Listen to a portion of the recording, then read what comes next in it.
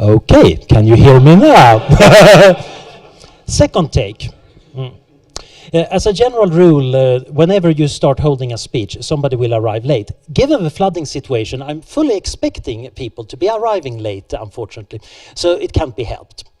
But in any case, what I'm interested in hearing is your views. I'm interested in hearing you talk to each other across discipline boundaries, between academia and industry, to try to get to the core of what can we do about systemic risk? Can we detect its properties? Can we predict them? Can we find areas where we cannot predict them and we should know about it? Can we mitigate them in useful ways? Or are there areas where mitigation attempts actually makes things worse? And can we nudge ourselves or institutions to function better in the face of systemic risk? So I'm aiming this meeting, this summit, to create a cross-cultural network of expertise that's essential for understanding the systemic risks.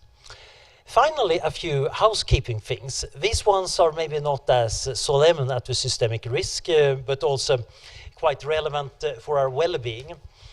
So there are bathrooms downstairs and at the back of this floor. And there's no fire alarm scheduled. So if there is a fire alarm, that means that there is actually a real risk outcome, and we should all getting out using the fire escape and congregate across the street. And it's a non-smoking building. We should hence avoid the risk of lung cancer.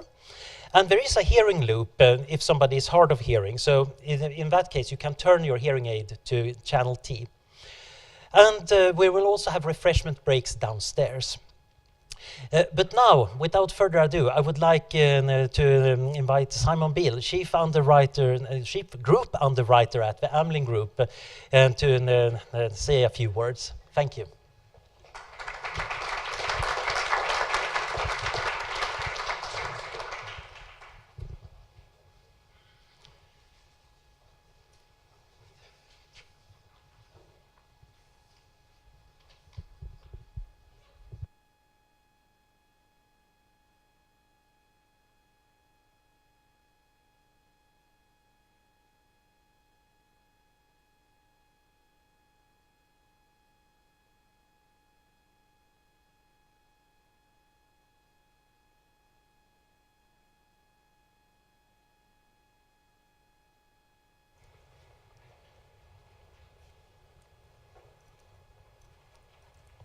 Thank you. Ladies and gentlemen, good morning. It's a great pleasure to have managed to get here. I've always dreamt of giving an academic lecture in Oxford, and what a great audience to have. Actually, this will be the least academic of anything that's said today, I'm sure. I'm an underwriter by background, and we have come together with the Oxford University to bring together this research project, and today is the kickoff for that research. I think there's some interesting articles in the papers that have been put on your chairs, which I hope you'll enjoy in due course. What's really important about this is that there is, and as Anders said, bringing together both the academic research and the practitioners within the industry. And your inputs together, I think, will make this a very, very valuable bit of research. I was surprised that Anders couldn't find a link between the flooding and systemic risk of modelling, because as a result of the flooding, I came here by car, and the sat-nav didn't get me to where I wanted to go. It's actually interesting that 34 Broad Street actually isn't in Broad Street, but the point is that we become more and more reliant on the models that we use. And that is a problem for us in the insurance industry, because when the models are not right all the time, we could have a substantial failure in our business, or indeed in the market overall.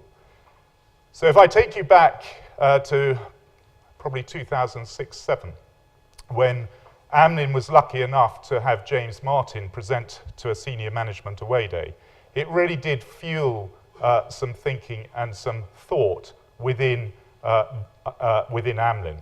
And we then brought a team up to Oxford to listen to a number of academics talk about some of the big issues which the world are facing or expected to face over the coming years, whether it's demography, climate, nanotechnology.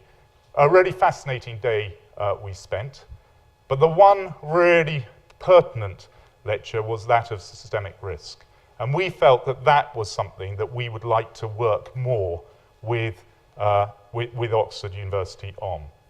And so over the last few years, we've really built up our relationship and have started off with the initial bit of research. I think that the reason why this resonated so much with Amlin underwriters is because we are using models more and more within our business, as I said.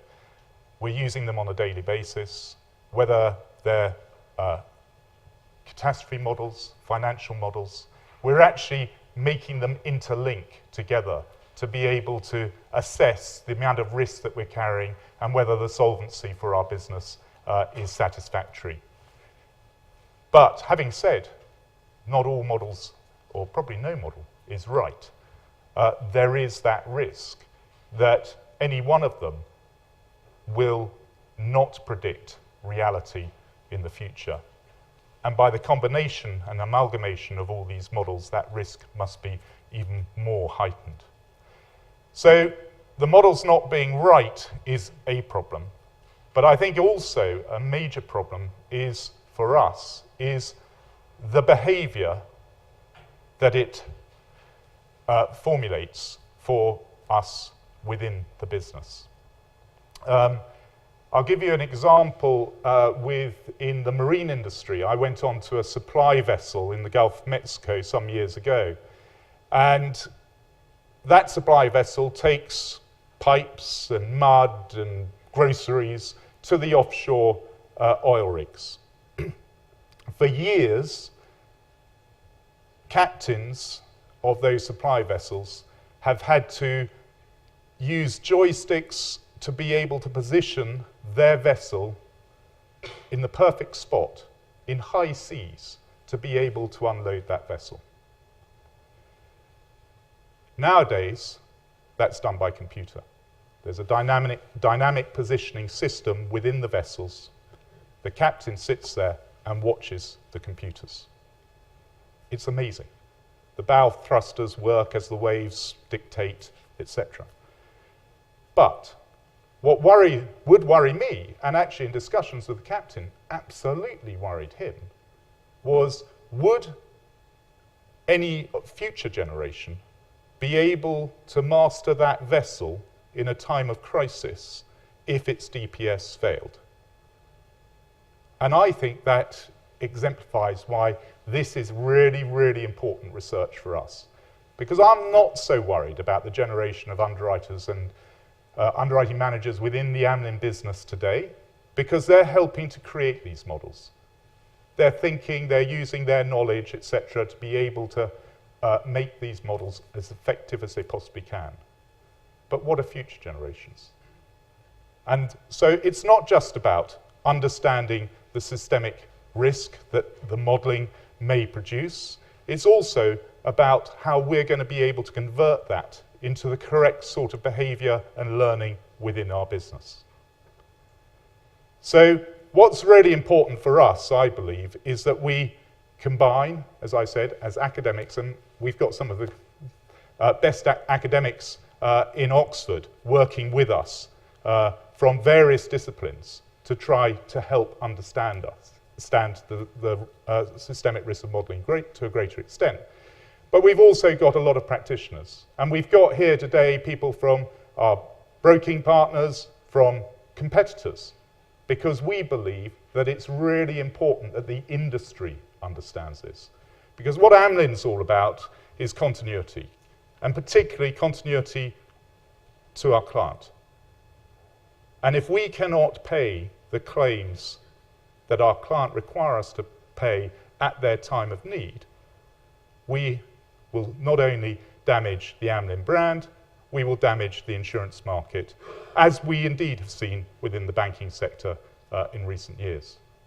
So it's really important for us to collaborate and work together to try and understand this issue as much as we possibly can, but then make sure that it's not just an academic exercise which sits in some library or on some computer within Oxford, but actually does produce something really worthwhile for the industry, which will make the industry a safer place for the future, will preserve our proposition for our client, and in particular, help future generations find their way through what is a growing problem within our industry. So I really hope you have a fantastic day. I believe that this is just the start. So as I said, some interesting articles have been published already. We really hope that with the practitioners' involvement, we will be able to convert that into something really valuable for the industry, and particularly for Amlin.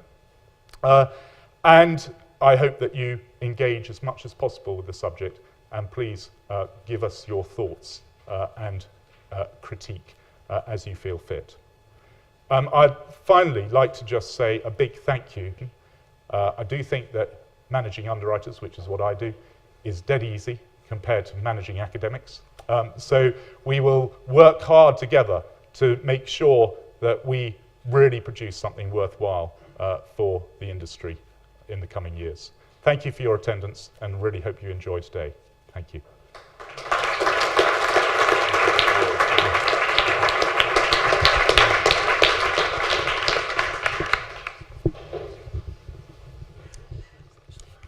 Okay, with these inspiring words, that we're going to be shifting over to the next talk after certain necessary technical changes of microphones have been done. So the next speaker is Ian Goldin, and he's the director of the Oxford Martin School. So he was vice president of the World Bank from 2003 to 2006. And before that, he was chief executive and managing director of the Development Bank of Southern Africa, and an advisor to Nelson Mandela. He's also one of the most prolific people I ever met. And this, coming from an academic, should tell you something. He's written an awesome number of articles and a lot of books that are very well worth reading, including a forthcoming book which has the title The Butterfly Defect: How Globalization Creates Systemic Risks and What to Do About It.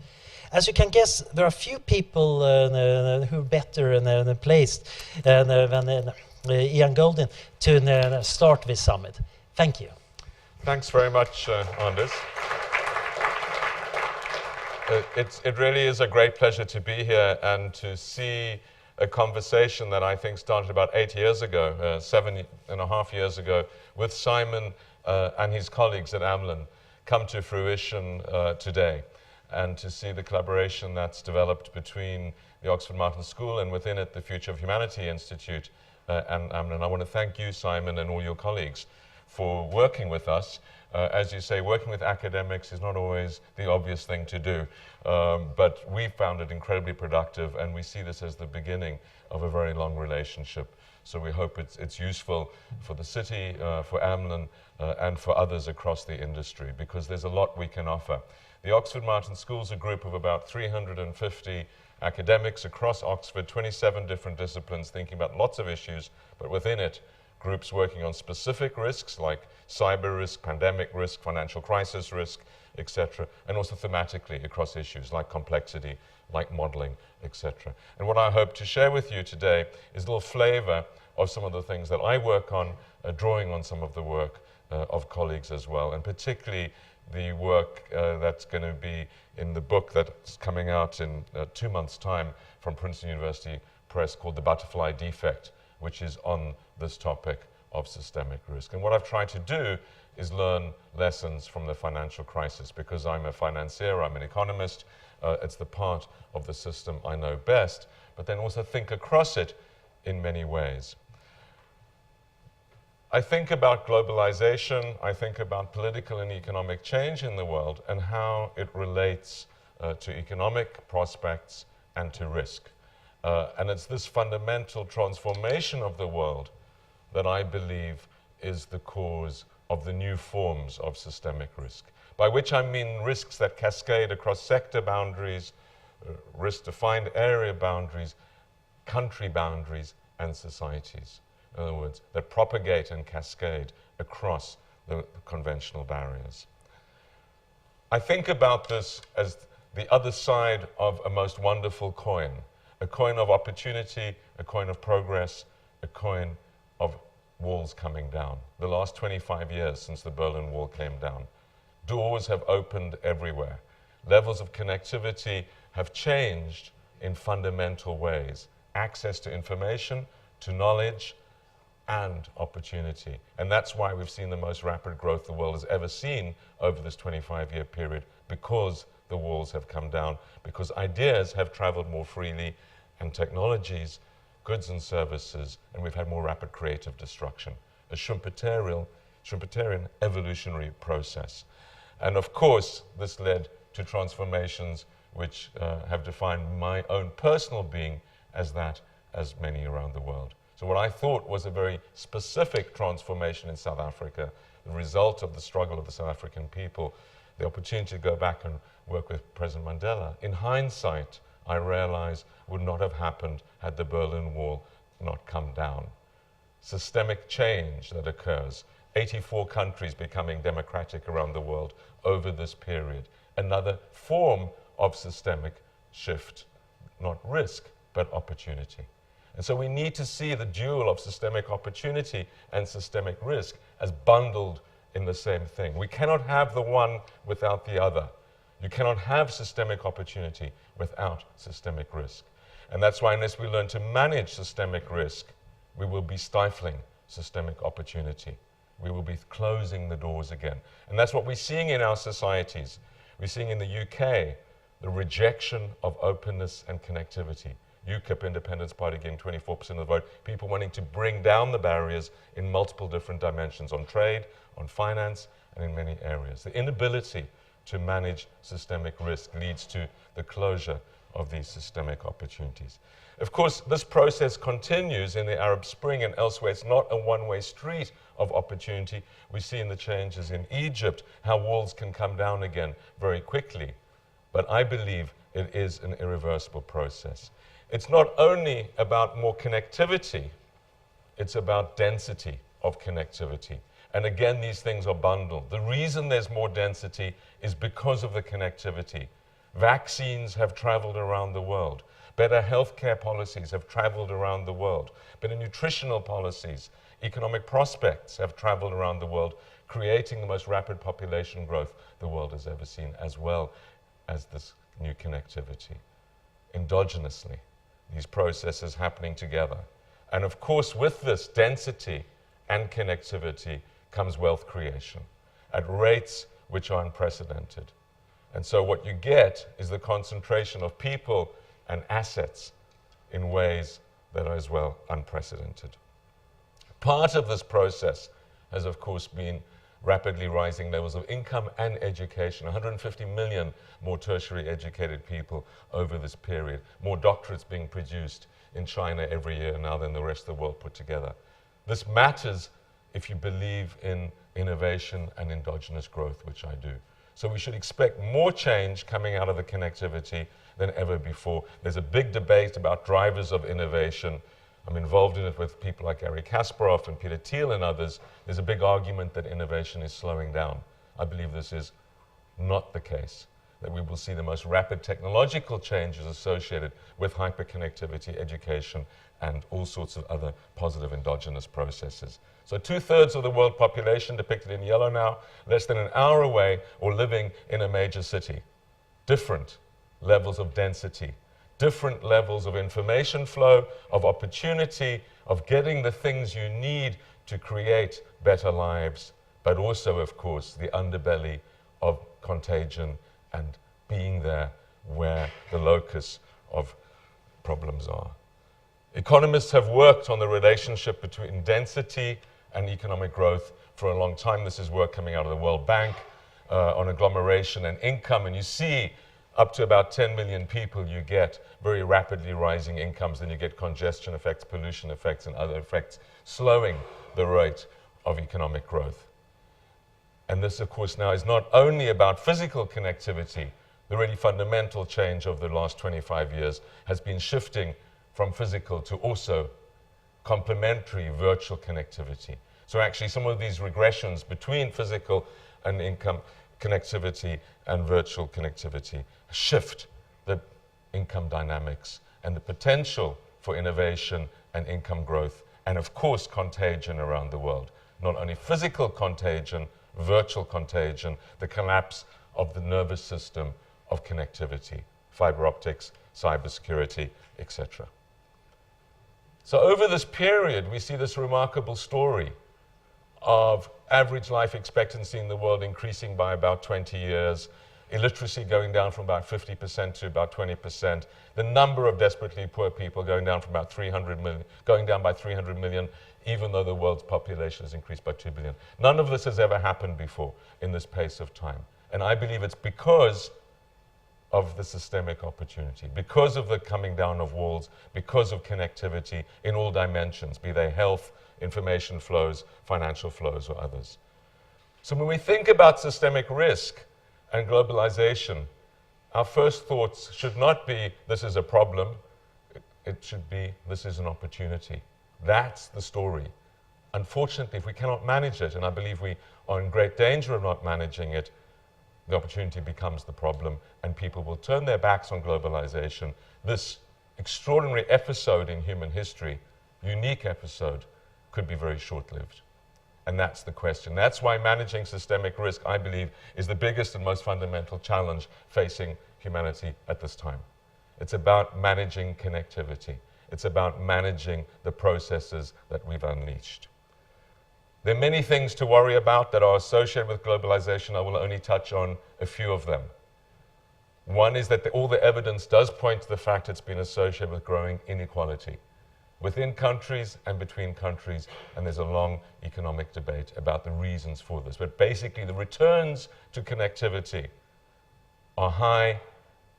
Those that are not connected, that do not catch the train of globalization, are left further and further behind this extremely rapidly departing train. If you are unemployed in the south of Europe now, or anywhere in the world, you do not think that connectivity and globalization is a good thing. And the same is true if you live in certain parts of England. So this is a big issue.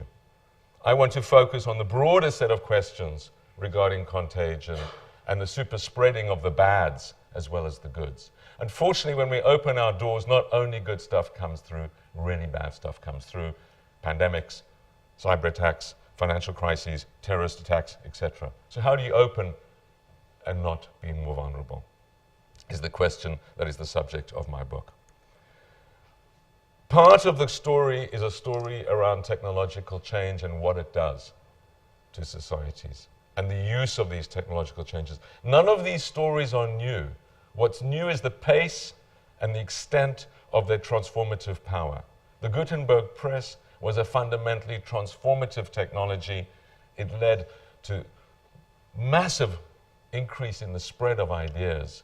Over 1 million books and many millions more pamphlets published in the first year of the press, leading to the transformation of the way that literate people were able to absorb ideas.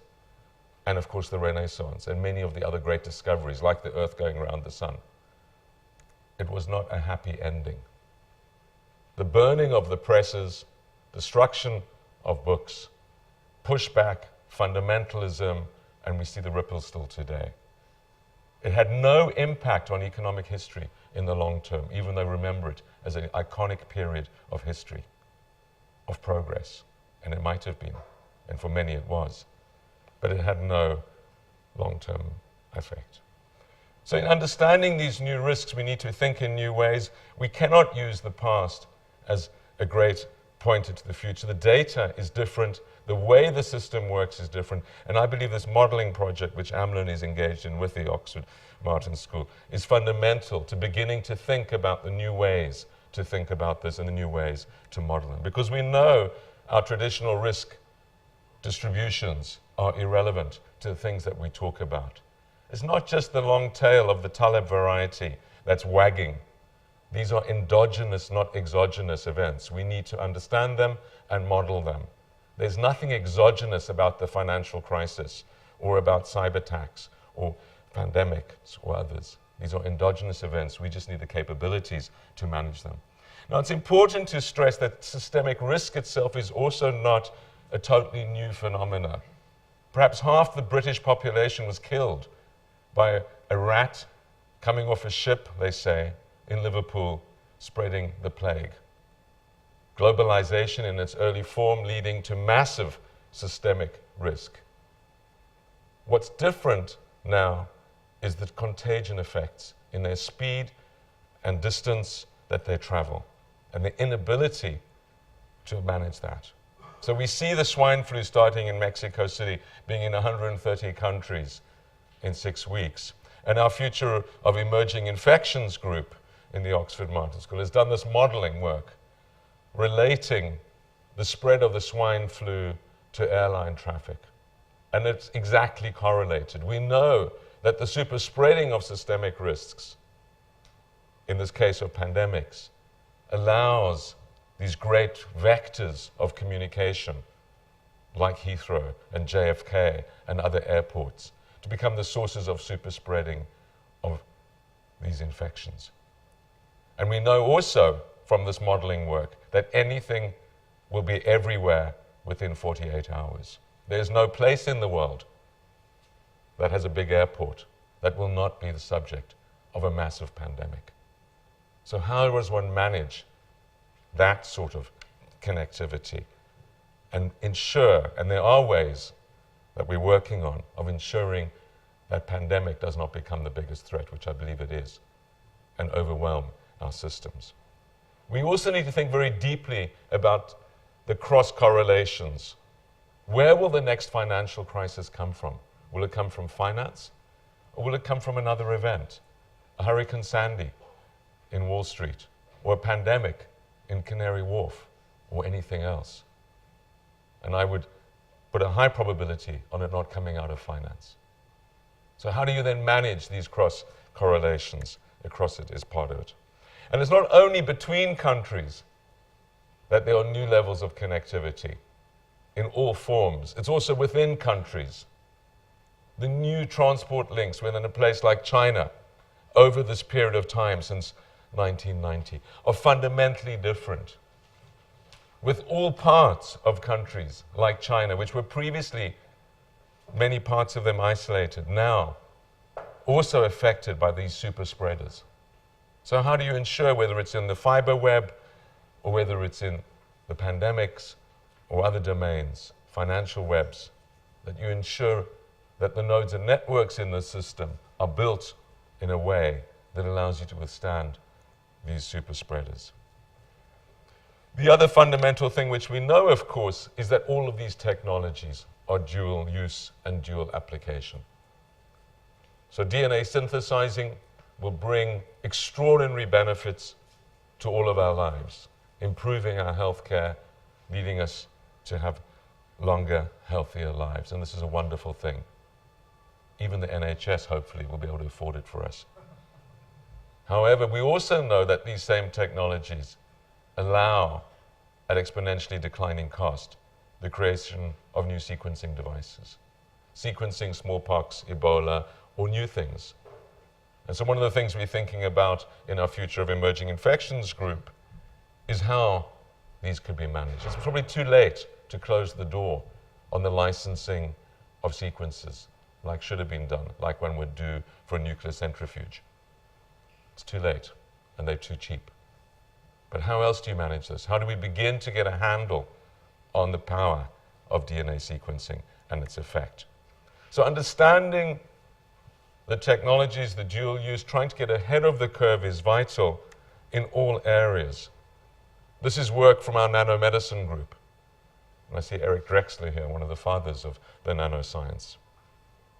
But understanding nano, its potential toxicity, what it's taking of the cell with it as it goes through it. This is a nano needle trying to deliver a cancer drug to an individual cancer stem cell. A wonderful thing with huge potential in nano time, 44 billionths of a second. But what is the toxicity? How do we manage it? How do we think about these new technologies, whether they're DNA or nano or STEM or others, is a vital discussion. And this is where interdisciplinarity becomes extremely important. Because you don't only want the scientists in the room, you also want the ethicists, the lawyers, people thinking about patents, people thinking about the different environments, to be part of the conversation. And of course, you want to take the conversation from the university into society, so parliaments and others can think about these issues. It's vitally important that we get ahead of this curve so that people don't fear technology. The terrible lesson of the Renaissance was, in the end, people didn't want the books and the press. We have to ensure that people feel comfortable with technological progress so that it does not become a new systemic risk. So I'm less and less worried about the traditional forms of conflict. Yes, we can worry about hotspots, we can worry about Iran and Israel, or Pakistan and India, and nuclear bombs. But I'm more and more worried about the new, unexpected sources of mass risk, and particularly the transformational role of individuals in this. How individuals, single individuals now, for the first time in history, can kill hundreds of millions of people and create global systemic risks. This can be a wacko Texas Armageddonist. It could be any type of person, but with real power of a new form. And it raises, of course, very big questions around surveillance, around privacy, and many other dimensions. These too require interdisciplinary sorts of conversations. But they also, in some more germane areas, actually some of the biggest threats to the financial system in recent years have come from single individuals. The whale trader in JP Morgan, someone who almost brought down Société Générale, and of course Nicholas Leeson, who did bring down Barings. Single individuals with new powers, which would not have been possible previously. The ability to leverage up specialist skills for personal gain or whatever reason and create new systemic risks. I think about these as pirates, single small groups that can strangle globalization. The ability of small groups to create new forms of risk, which are unprecedented as well. So as we move across these different systems, we need to understand much more deeply the interdependencies and develop, I believe, modeling of complex networks, of the way that systems hang together and work, and what the particular nodes and vulnerabilities are. It is just quite extraordinary in the context of finance that we singularly failed to do this. What's interesting about finance, it is by far the most data-rich of all the global systems. Financiers and bankers have prided themselves with their control systems within the banks and institutions, and of course at the meta level. So in England, for example, the Treasury and the Bank of England are the strongest of our systems. In the US, the Fed Reserve, the Treasury, the SEC, these are the most powerful of the national regulatory systems. And they have the best data. They also have the best people. When they do recruitment, like at the IMF, which is the international equivalent, 50 people get jobs for every 10,000 that apply. So the capacity to attract good brain power is there. And of course, it's very joined up. Everyone plays golf together at Jackson Hole once a year. So it's a closed elite of people that are data rich. And so when you read the evidence of Hank Paulson to the Congressional Committee into why they let Lehman go, and he says, we simply did not understand what was happening, it has a very salutary impact. The absolute failure of this guy, who had been the chief executive of Goldman Sachs, and all of the systems under his command in the Fed, in the Treasury, in the SEC, in the Lehman internal systems, to even comprehend the data that they were looking at is the problem. Drinking from the fire hydrant. So I don't go with those that say we need more data. I'm a firm believer that we need more conceptual framework, clarity, and better analytics of the data. How do we drink from the fire hydrant becomes the crucial thing. So modeling complexity, modeling systems, and you'll hear a lot of it today from Didier, following me from Doyne Pharma this afternoon, and others. Some of the breakthrough areas in doing this, I believe, is important. But once you have this data, having the will to act, the Bank of England did fantastic modeling of interdependencies in the UK banking system. It did not have the regulatory power to manage it, and it also was not joined up. So when Lehman collapsed, Lehman's money was taken out of the UK overnight. The Bank of England woke up to find the money was gone, literally. This is another problem we manage at the local level, nationally, a globally integrated complex system. So we have to move well beyond this.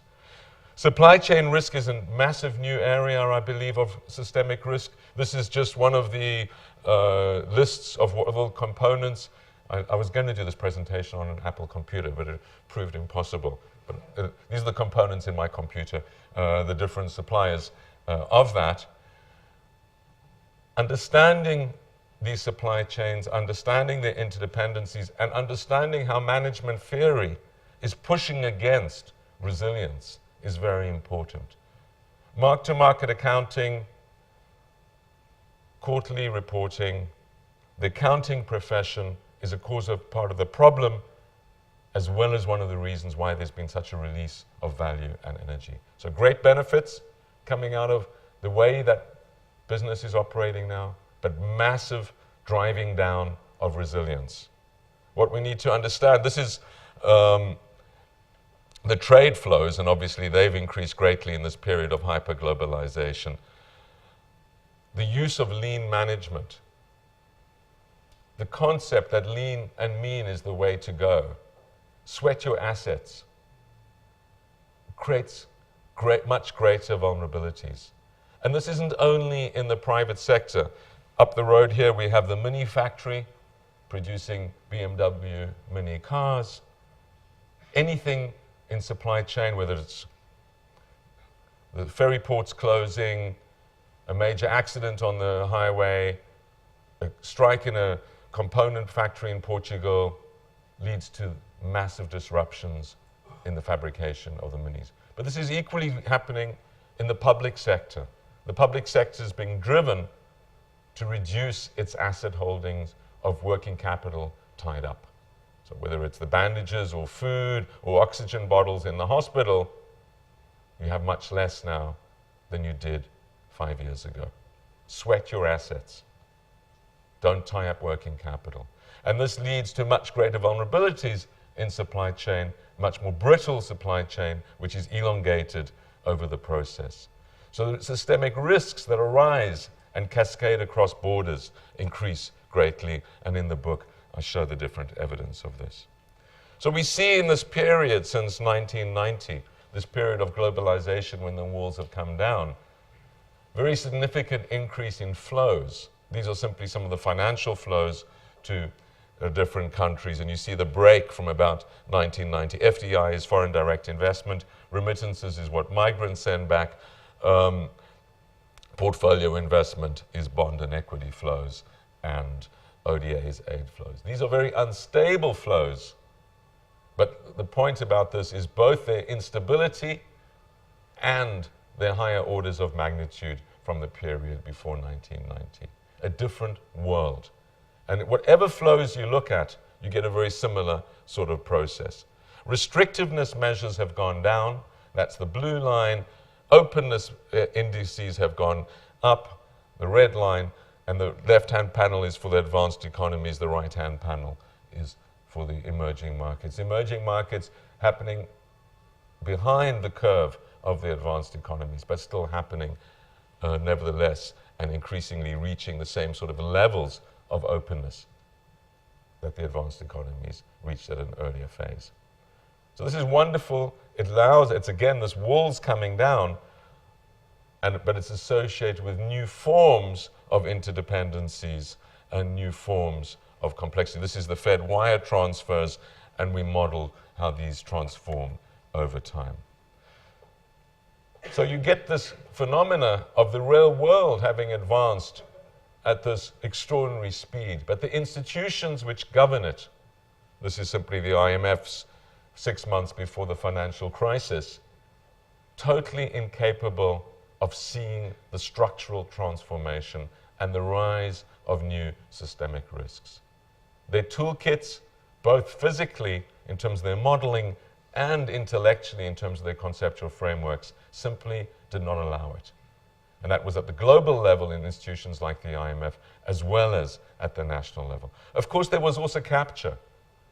It's no accident that many have said, you can't take away the punch bowl while the party is roaring. No one wanted to take away the credit drug. However, it's the role of people who are outside it to draw attention to these inherent risks. What we also need to appreciate is that many other risks are feeding in and compounding some of the financial risks. So our group working on demography and aging has been modeling the transformation of societies over the coming years. And you move from a sort of mental map of a pyramid to this mental map. For those of us in the insurance and other industries, you see it as a coffin. This has massive implications not only for the sustainability of domestic finances, pension plans, etc., but also the global macro story, and this has not been digested. So those that believe that Asia, for example, is going to unwind its savings and become more consumption-driven, and that this is going to help restore the fiscal balances in the US, are dreaming. Because the demographics, and I don't have time to go through them all here, are even more stark in Asia. Fertility rates are falling even more rapidly, and longevity is improving even more rapidly than in the advanced economies. So you get this rapid transformation, and of course the other thing that's happened is risk-adjusted returns have collapsed. So the amount of saving you have to have for 40 years of retirement at 1% real risk-adjusted returns is obviously much greater than when these things were built, which was 7 years average life expectancy with a 4% real risk-adjusted return. A completely different equation about where you put your assets and where they go globally. And of course the politics changes as well with this. With median ages going up by 20 years, who votes for governments and what governments do changes to reflect this changing need. And this will play through into the macro, and I'll look at that as well. So the other issue we need to think about is the new inequalities that come from this as different generations have access to different technologies and use them in different ways. And very interesting new evidence on the systemic risk to old people that come out of some of the new dependencies of e-government and elsewhere. But a broader point, of course, is the rise of the internet and the vulnerabilities, systemic vulnerabilities that come out of that. This extraordinary exponential growth in connectivity in all forms, and this absolute dependence on the new nervous system of the web. So our cybersecurity group, which we were recently got funding for, is working on the integrity of this system. And we're increasingly convinced that this provides one of the greatest sources of potential systemic risk, as well as, of course, being a source of massive opportunity. So how one manages the cyber risk and its interdependencies with, for example, supply chain risk or finance risk becomes absolutely central. And currently we're losing that battle. There is no joined up system for cyber at all. It makes finance seem like a globally integrated system in terms of its management. And so this disconnect between the real world of what the fiber networks do and operate and how they operate and the institutional world is particularly acute in cyber.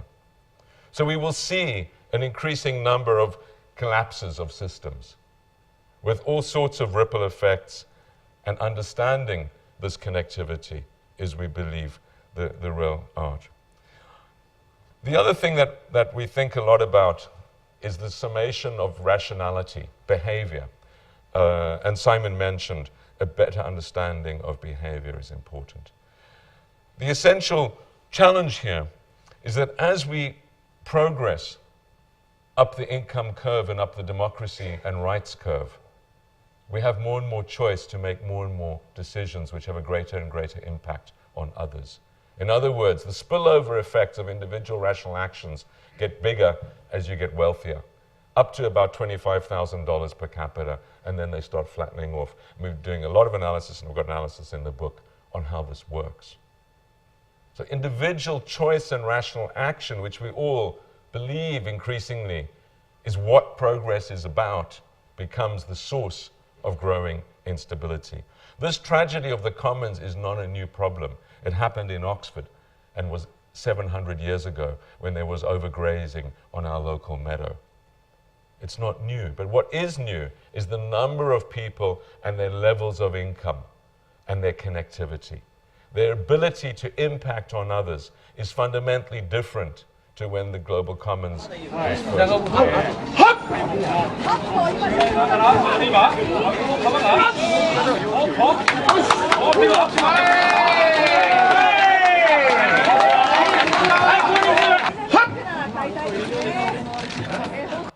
We love our tuna, we love our sushi, and that's why the price of sushi has gone up, and this tuna went for $1.6 million in Tokyo for one tuna. So the tuna don't know how much they're worth, of course, they don't reproduce more. You have inelastic supply, like you have with rhinoceros horn and other goods and services that are naturally reproduced. And this trade-off between natural supply and income-driven demand is a huge new challenge in its scale and intensity and the spillover effects. How we manage choice in a world where we believe less regulation is a good thing, when we have clearly unsustainable outcomes. Of course, governments have never proved themselves particularly adept at this. This is the Aral Sea. 6 countries doing the right thing, drawing water to feed their people. Collectively a disaster. So the management of commons, be it in the private realm or the public realm, is extraordinarily important. And of course, with climate change, we see this writ large. We see that rational action, as people move up the curve and peak their energy demand at about $7,000 per capita, where people get the right, as they should have, to get a fridge, to get a cooker, to get air conditioning, to get heating, to get devices, to get transport. We believe this is progress, and it is progress. It leads people to have healthier, better lives. But when everyone does it, we get a collective failure. So managing this tension between individual and collective becomes more and more crucial as we get more and more densely connected, and the systemic result of our action is collapse. We see this with anthropogenic climate warming. Anyone that's still doubtful that this is happening, doubt it after all the floods, but we have over 100 people in the Oxford Martin School working on this. I encourage you to engage with the scientists on it. The scale of transformation required is beyond seemingly our capabilities. And we know the politics and ethics demand that people keep going up this curve. So getting substitute energy forms quickly is absolutely vital, as is the regulation of this. All of these different elements you're very familiar with lead to rapid escalation in the financial implications of natural disasters and other disasters. The density, the complexity leads to escalation, and of course the increase in asset values everywhere. And some of the contrarian actions of governments, the provisioning, the forcing of the insurance industry in the US to insure people that live on floodplains at rates which do not approximate the risks, is part of the problem. And of course, in the UK, we're going to be seeing very similar big political fights over it. So there's national dimension to the perverse incentives, the failure of the industry to be allowed to reflect price in the system, and the perverse impacts of that. But also the failure of the industry to model the changes and to be allowed voice for it. But equally at the global level, there's been a total failure of the system.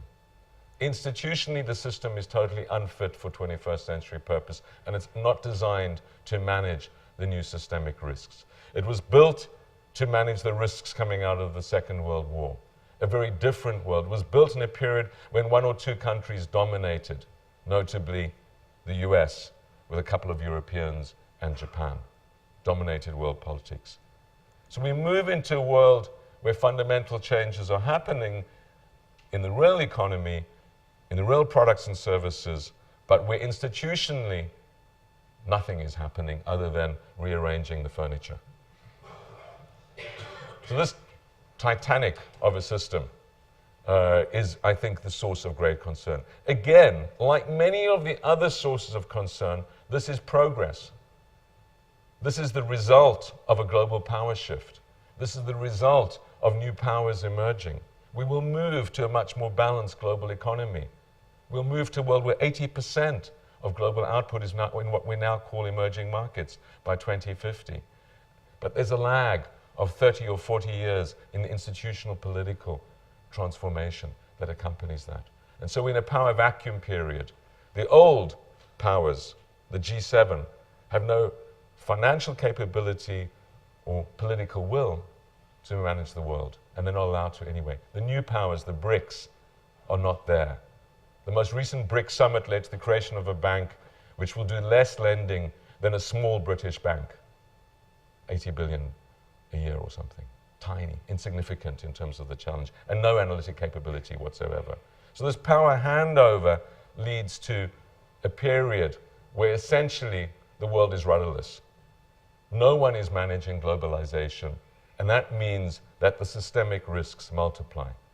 The new systems lead to new communication, the rapid transformation of the way people imagine and think about the world, but they do not lead to new power. There's no executive power behind Google or the internet or Facebook.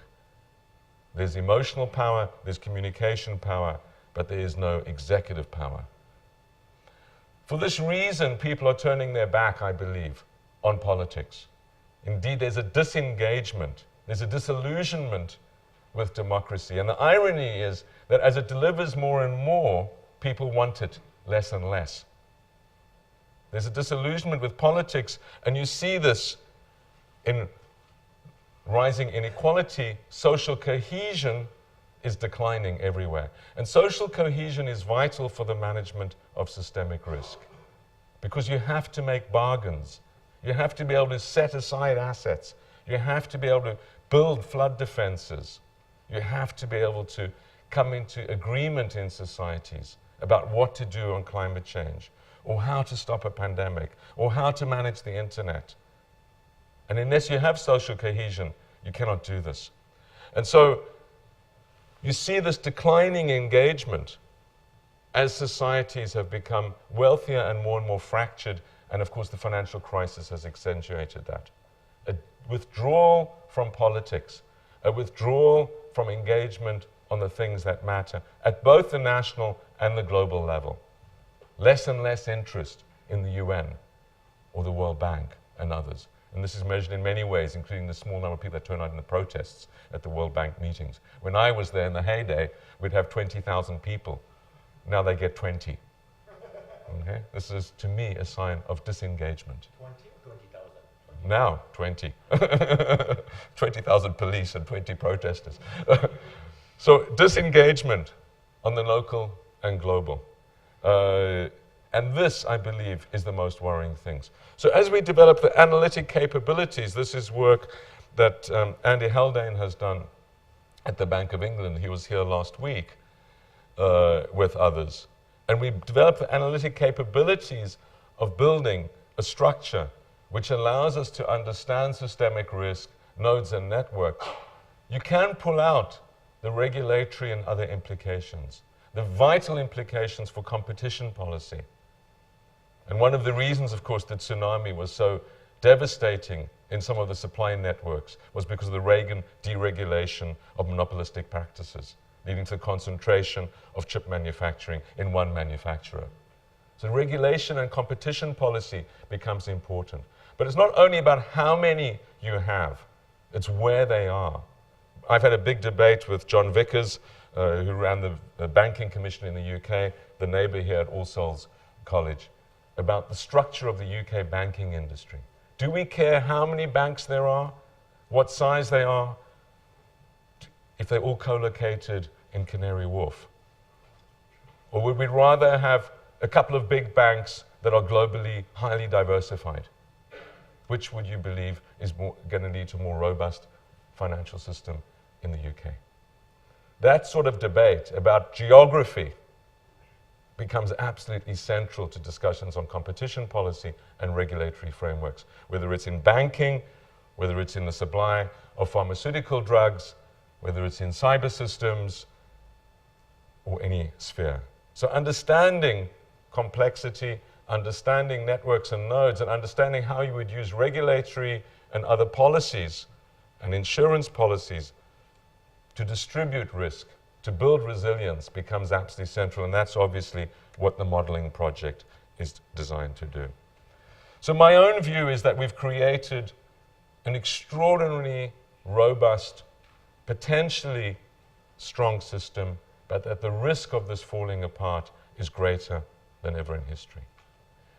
A lot of people politically believe that the only solution is turning their back on globalization and connectivity. Slam the doors closed, close the blinds, keep out risk. Okay, we see it in the migration debates, we see it in the many finance debates around the retreat to national systems, we see it in all sorts of other bizarre areas like food. Local is good. I believe it's a fundamental mistake that will lead to a much more fragile system, and actually you get into a highly unstable, low equilibrium when you move that way. So for me, the challenge is this: connectivity with resilience. The ability to build complex integrated systems that become more and more connected, but not more and more vulnerable. I believe we have the capabilities to do this. I believe it's extremely urgent, and that the Amlin OMS project on this is going to allow us to rock on to a very old age. Thank you very much.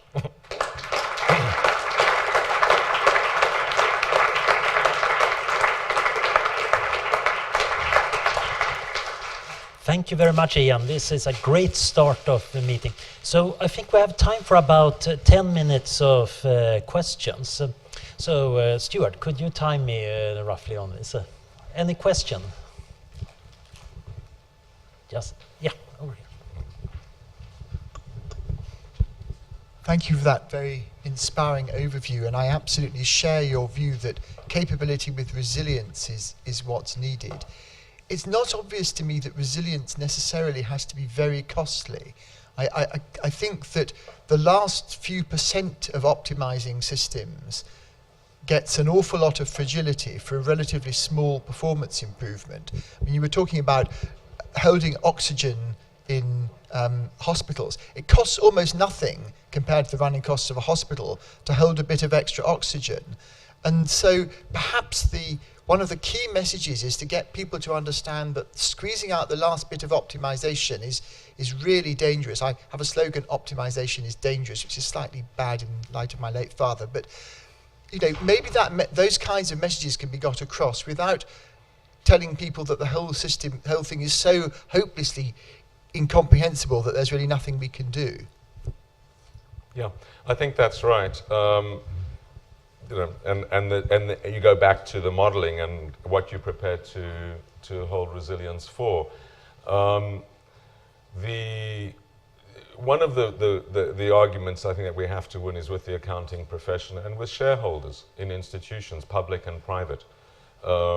So, let's think about a car factory or think about a hospital and argue and convince the shareholders that actually some resilience should be on the asset rather than the liability side of the balance sheet.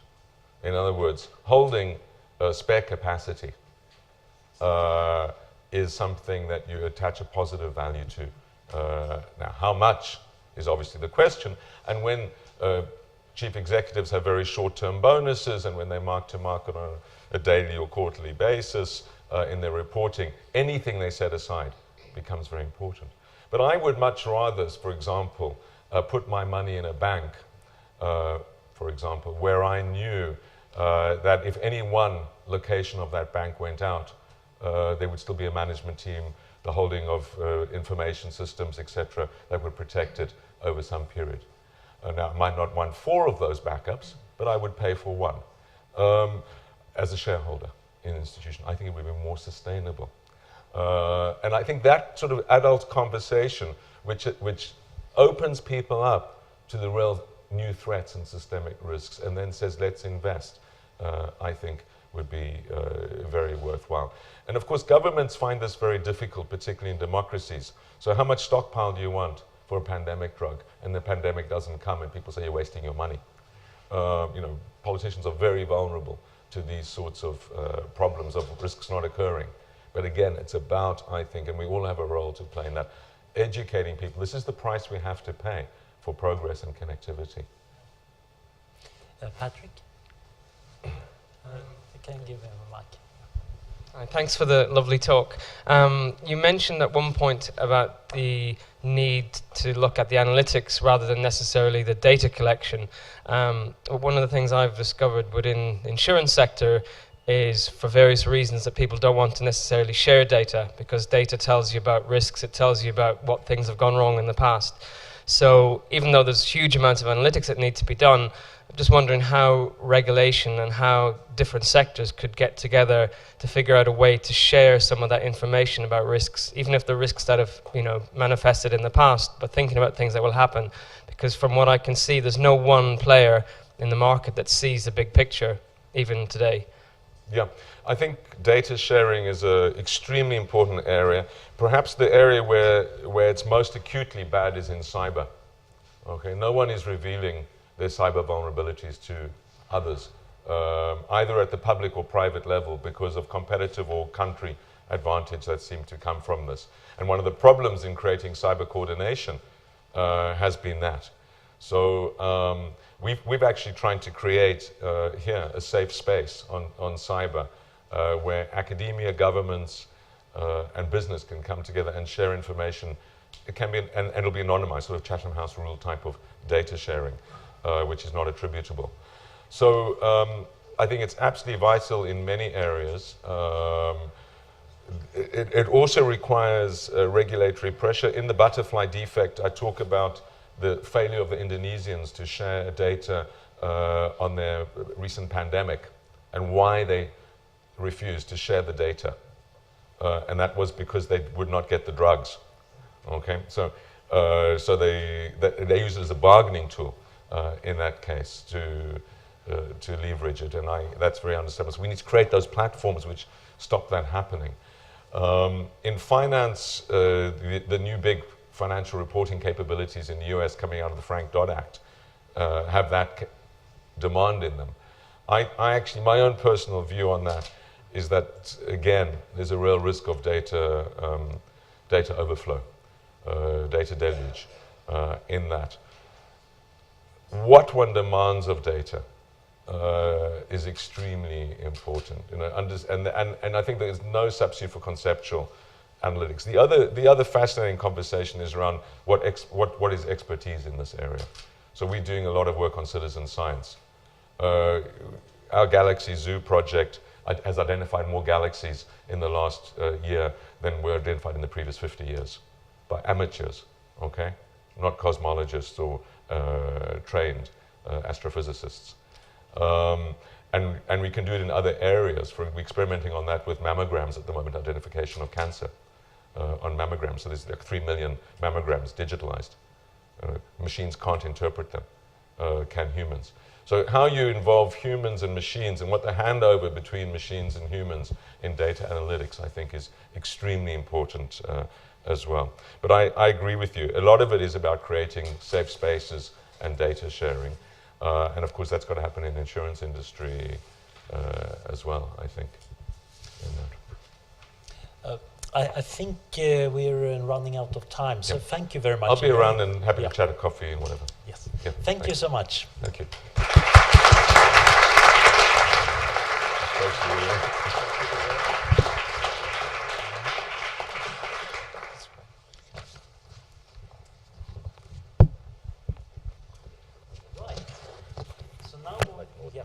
now we have had the chance to look at the really big picture. And now we're going to be starting to dig into, well, what to do about these risks. Can we predict them? And as the perfect person to talk about that, we invited Didier Sornette. The Oxford Martin School, of course, prides itself about being interdisciplinary, so it's very apt to invite him because he's one-man Martin School in himself in many ways. So he's professor of the chair of entrepreneurial risks at the Department of Management at ETH Zurich. He's the director of the Financial Crisis Observatory, the co-founder of the ETH Risk Center. He's professor of physics and professor of geophysics. And he's got publications that are not just well-cited, but also covers an amazing span of fascinating topics. From complex systems theory over to social dynamics and physics, as well as, of course, published multiple books. So I was just bringing this one over from my desk, this dog-eared copy, which I'm constantly find new and useful things in, and actually had taught me so much more mathematics and statistics than anything I actually learned from my poor teachers at university. So, of course, he's also a widely energetic person, so I'm looking forward to hear what Professor Didier Sornette can tell us now about what can we say about predicting systemic risk. Thank you. Thank you.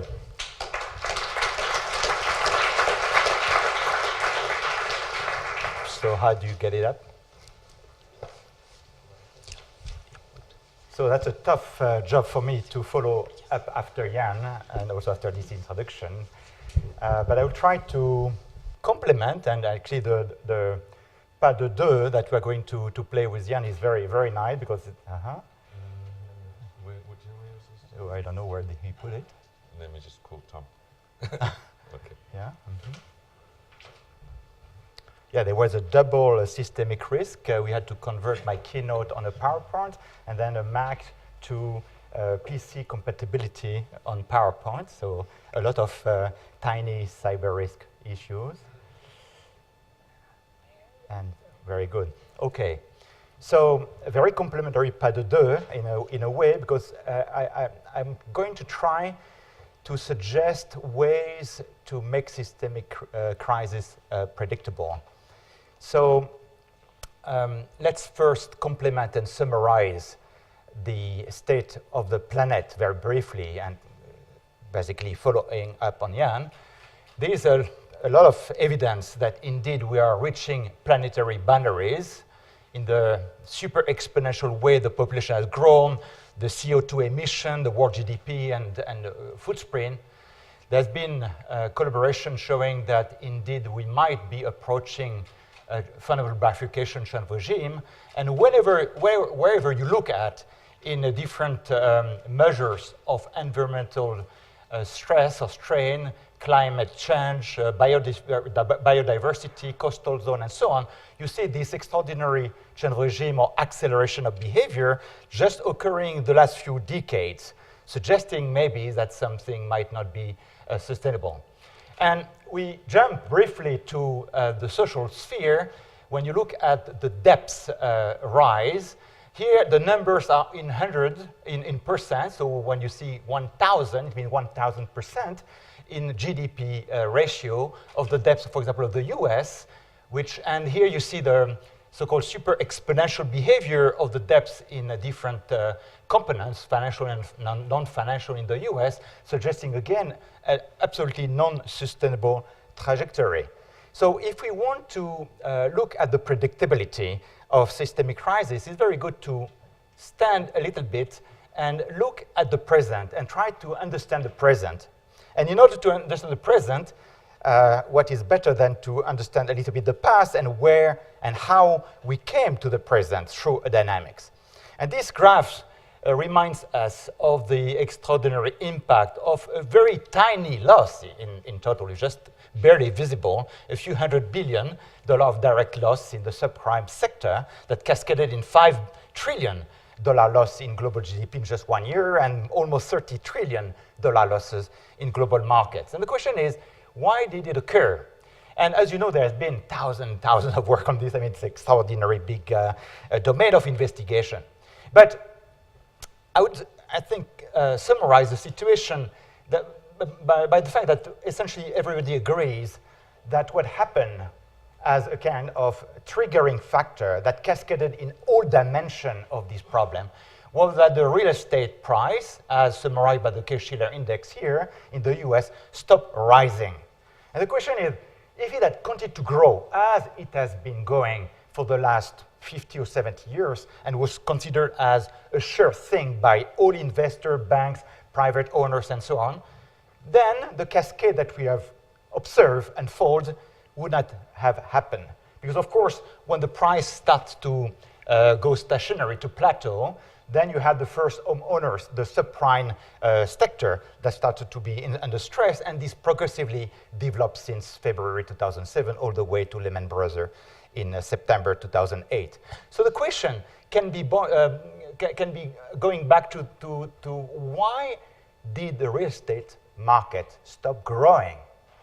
And I hope by the middle of this talk, we will have the answer, and this will provide us with some insight of how to project on the prediction of other type of systemic risks.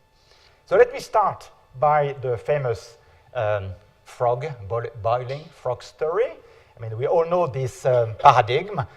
Actually, the experiments were done by scientists in the 19th century in foraging frogs. As you know, you hit very, very slowly a happy frog in his warm, in a warm pot or warm swimming pool, and depending on the rate of hitting, there is a threshold somehow.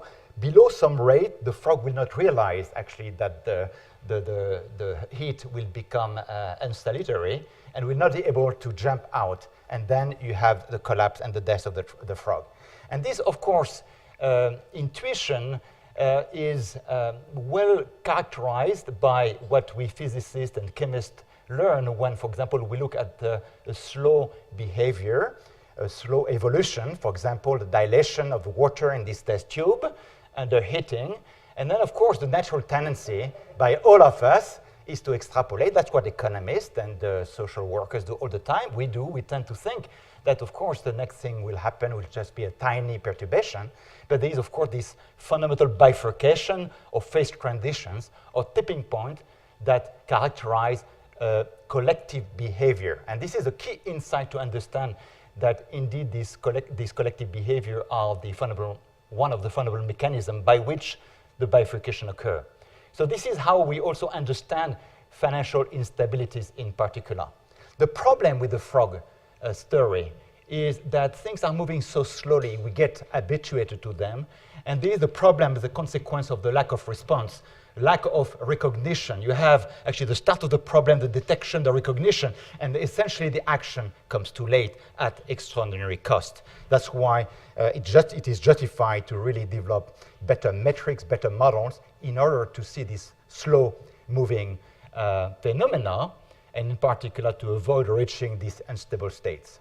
And it's extremely eye-opening to learn from, indeed, diversity of fields and to develop a multidisciplinary approach. And I'm very happy to be here at Oxford Martin to resonate on this aspect. So I jump quickly on a very different type of science, which is material science. And here you see the phenomenon of creep. Creep of, let's say, alloys, or creep of composite structure, let's say, that make airplanes and rockets and so on. And what you see here are 3 samples where on the ordinate you see the strain, on the abscissa the time, you normalize to the time when the rupture, global rupture occurs, and you see essentially 3 regimes. First, a fast adaptation of the system to the stress that you apply, which remains constant on the system. And then you have a very long plateau, which can have diverse shapes and behavior, but things move extremely slowly. Apparently, nothing really changed. And in material science, it's well known that you can have hours, days, years, decades, even centuries, where apparently nothing happens. And suddenly, the snap occurs and the system breaks down. And what is happening is, of course, is a very slow-moving damage healing process that are competing together, micro-dislocation move, micro-cracks, cooperate, and so on, until you enter the tertiary regime. The right graph shows just the derivative of the left graph, showing indeed essentially nothing moving and a sudden acceleration. Actually, it is possible, it has been discovered, that, for example, the identification of the time when the change of the rate of strain start to evolve from, let's say, decaying to increasing is extremely well correlated to the total lifetime of the structure, giving rise to a very long-term predictability of the possible lifetime of the system. Closer to the critical time, you have the possibility to analyze the third regime and to see this absolutely unsustainable behavior, which can be called in mathematics finite time singularities, which correspond to a divergent rate of deformation, which blows up in finite time, and you can actually see non-parametrically the behavior in a log scale in the time to the critical time. That builds the possibility to have, in addition to the long-term predictability, also a short-term advance warning. Let's, for a moment, and I will spend a few minutes on the discussion of financial bubbles, not only because this is one of my favorite subjects, as maybe some of you know, but also because I think they are extremely rich in data and very rich in teaching, and we can probably spread the understanding to other systems. So when I look at these financial bubbles and financial system in general, we can contrast this problem of this, let's say, low-level modeling between the two graphs that are shown here at the top. You see on the left upper graph the standard equilibrium view, where negative feedbacks and mean reversal behavior are in operation. The larger the price, the less the demand, which gives this point of intersection between the supply and demand curves being stable. Some perturbation away from this point will lead to forces that bring back the system to this fixed point. However, there are times which are more described by this upper right graph, where the higher the price, the higher the demand. Looks very stupid if you think of economists. Who would buy at a higher price? But this happens all the time, and actually for rational reasons. And there are many reasons. I will just allude to that. And of course, in this case, you have a problem. You might not have any fixed point, or if actually the two curves cross, but they're all positive, you can show that the fixed point is unstable. And this gives rise, these positive feedbacks, the higher the price, the higher the demand, the higher the demand, the higher the price, gives rise to unsustainable behavior, finite time singularities, rupture in finite time. And this is illustrated, of course, with this positive feedback under constant weight. The more fibers are broken, the larger the weight on the remaining fibers, therefore the larger the stress, and the faster is the breaking of the remaining fibers, going to a finite time singularity. Same thing for the everyday experience when you use your tap in your bathroom, when you have these dipping droplets where the smaller the neck, the larger the strength of the neck, the faster the flow, the faster the acceleration of the necking, which burst in a finite time. Actually, I just gave you the fundamental theory of financial bubbles. So what are these positive feedbacks in finance? Many. So this is a list, probably non-exhaustive, from what I call technical and rational mechanisms to behavioral, imitation, herding, and so on, psychological mechanisms.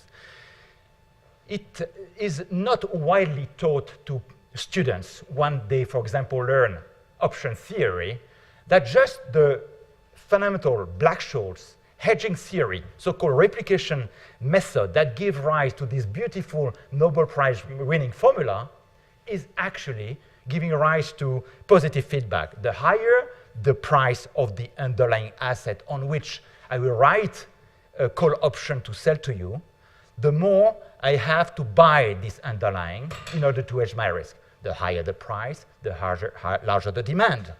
Just this positive feedback is not taken into account in the standard derivation of the formula that everybody uses. And Papanicolaou, for example, in Stanford, took that into account, developed the theory, and showed that this gives rise to much higher volatility and other effects, and so on and so forth. So there are many, many things. I don't have time, obviously, to look at it. Essentially, when you start to study these processes, and I've spent a lot of my personal time as a researcher to look at this, you are struck by the fact that the idea of self-correcting markets, of mean reversal, of all these models in financial mathematics that we are using and we are teaching our students, are essentially looking at a small part of the truth.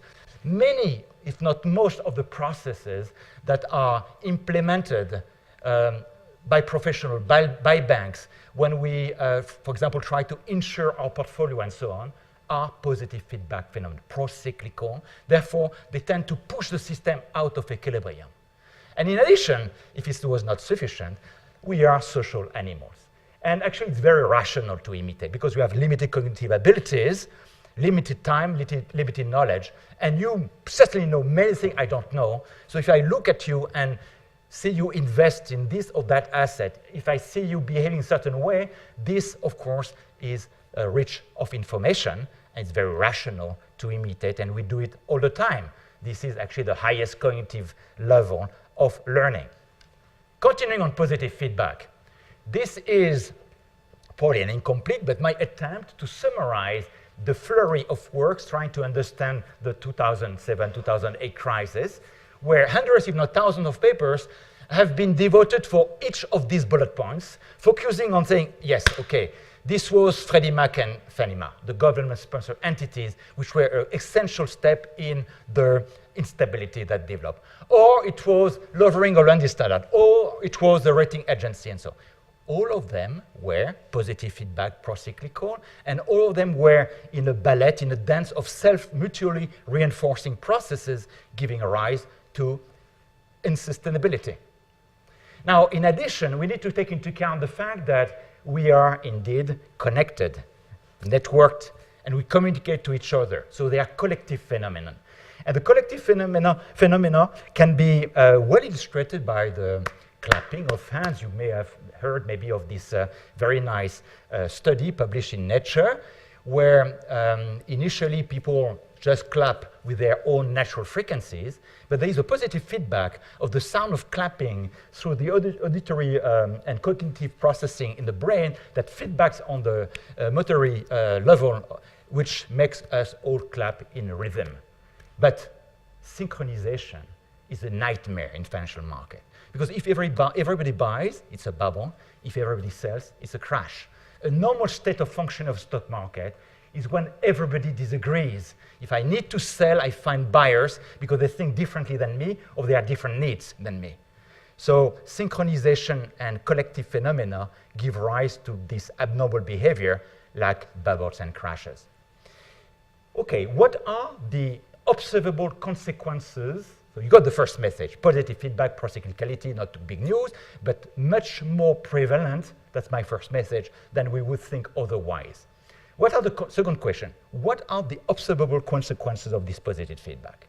Well, everything in demographics, populations, economics, finance grows exponentially. That's the benchmark. This is the power of compounding interest, right? When we speak of GDP growing, let's say 2% per year, this means that indeed you are going on an exponential trajectory. It's called proportional growth or preferential attachment in the modern network theory. When you have positive feedback, the rate of return grows itself. And you have a super exponential growth. So this is the second key message. And this is, and I'm going to illustrate it by many graphs. I apologize maybe if I'm shooting very, very fast, but I want to impress on you this message. But I start, of course, with the historical cases, the famous tulip mania that burst in the 17th century. And this is illustrated just, and I don't show, fancy econometrics, statistical tests. Of course, this can be backed up by this. But just visually, this is a logarithmic scale. This is a linear scale in time. A straight line qualifies an exponential growth. Do you see a straight line? You see a rate of return, which is the tangent to that curve, that accelerates itself. It's like I have 2% the first year, 10% the next year, 20%, etc., 50, 100%. It accelerates super exponentially. So when I hear people say, oh, the problem of a bubble is that it's exponentially exploding. You hear it written everywhere by journalists, by media, by professionals. This is wrong. They are very optimistic. The real point is that they are exploding super exponentially. Log scale, linear scale, straight line, coefficient exponential growth. This was the South Sea Company bubble. Super exponential, non-sustainable regime, exploding in finite time. By the way, the mathematics of this give rise to, indeed, a finite time singularity. Recently, we collaborated with Klaas Holmes in the Netherlands, an experimental economist, with looking at a synthetic market in the laboratory with students and professionals. And the, let's say, specificity of this experiment was that we had 50 periods. So it's a quite long process in order to look how naturally people would behave, will interact with actually all the knowledge of what should be the fundamental price, 60 in this case. And what you see here in color is the repetition of exploding bubbles, super exponentially exploding bubbles, collapsing and so on. And this is very nice evidence, direct evidence without any fancy econometrics, showing that the rate of return at the following period, rt plus 1, as a function of the return at time t, has sometime a fixed point, a standard exponential constant growth rate, but then diverge transiently in an unsustainable behavior, announcing the transition to a crash in this case. I can go on and go on. I will go on a little bit more. Bitcoin, $12 billion nowadays of value, of capitalization. I remember a few years ago, one Bitcoin was a fraction of a cent of 10 cents, now is $1,000. Okay, so these are, and we have been following that with our financial crisis observatory in real time, making prediction. The blue line corresponds to an exponential growth, which tried to somehow interpolate between these different regimes at 170% a year, by the way, this blue curve. The red line is a simple, naive parallel explosion. And this is, by the way, the direct measure of the rate of return, which should be constant if the Bitcoin has been growing only exponentially. You know, the growth rate grows itself in an absolutely unsustainable behavior.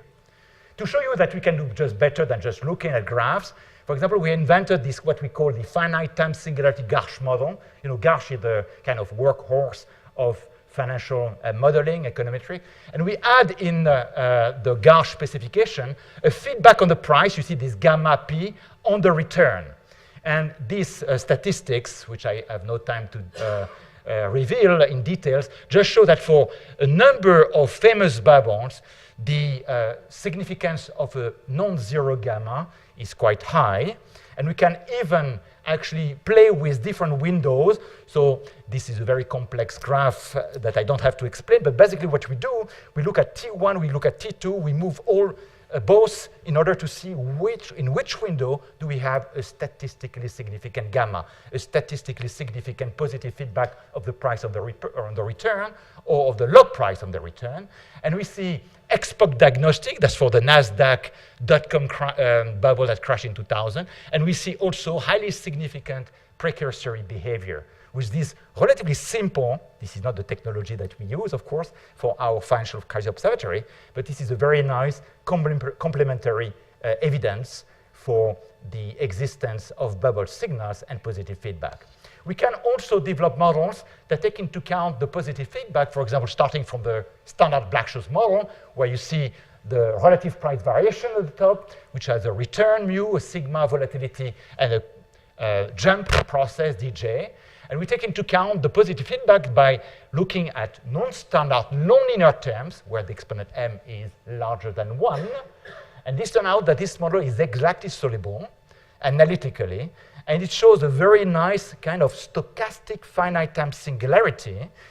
And extending the Blanchard-Watson model of bubbles, you can show that, of course, this is unsustainable, but you have a crash hazard rate, which is the risk associated with the return, and the return remunerates the risk of the crash. That makes this model never diverge. When the price tends to go too high, the crash occurs, and so forth. You can show actually that the standard Black-Scholes model, which is geometrical point of motion, is a special case, is nested within this general finite time stochastic singularity.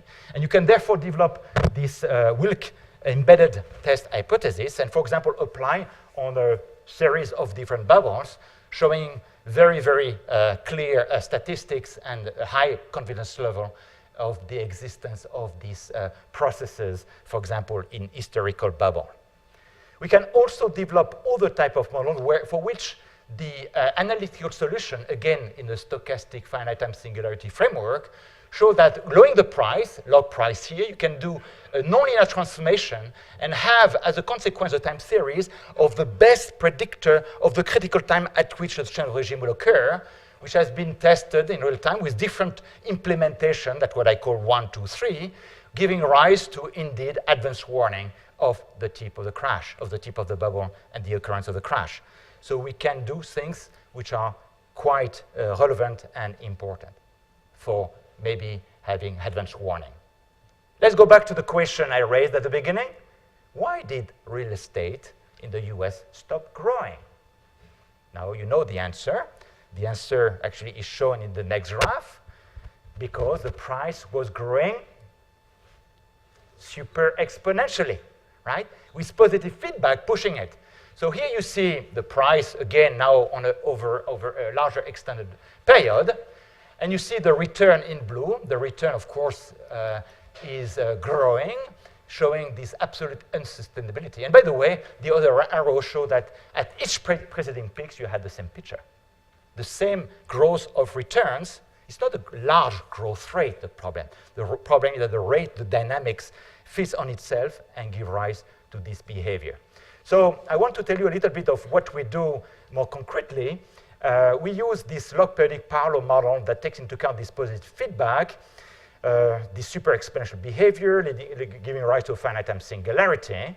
But we also take into account the fact that during a bubble, during the build-up towards a crisis, there are also spells of fear, spells of panic, long-term and low-frequency volatility that, and actually accelerating, that can be captured by this kind of formula, where you see here the critical time captured by 3 types of behavior: the super exponential acceleration, in the behavior of the low frequency volatility, and the amplitude of the volatility. So we have found this kind of models, and we play with many variants, quite useful in order to characterize financial bubbles. So now I can come back to the broader question of why did the 2007-2008 crisis occurred. Already you have a partial answer that the real estate market stopped growing because it was unsustainable and benefiting from positive feedback.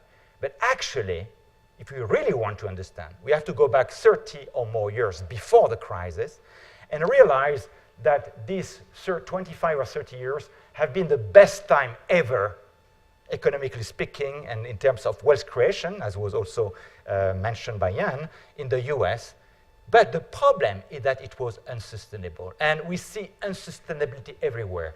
This is summarized, for example, by the massive 7 bubbles that punctuated these periods, from the global worldwide bubble and crash in October 1987, the ITC, the Nasdaq crash, the real estate bubbles in many parts of the world, the financial bubble, MBS, CDOs, the stock market bubbles, commodity, and debts bubble. So these are all graphs showing and illustrating these massive bubbles followed by crash. In all the graphs, I show a logarithmic scale in the ordinate and a linear scale in the abscissa, so that you can, without any econometric test, check by yourself, indeed, this non-sustainable super exponential behavior.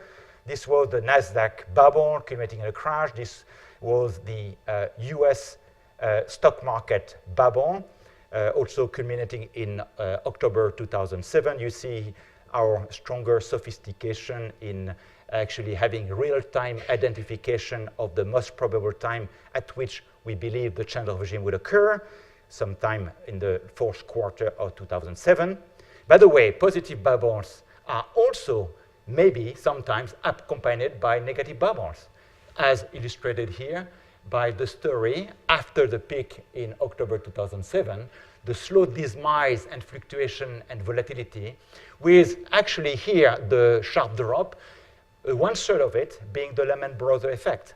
The Lehman Brothers was only part of the big picture, and of course positive feedback occur also in time of crisis.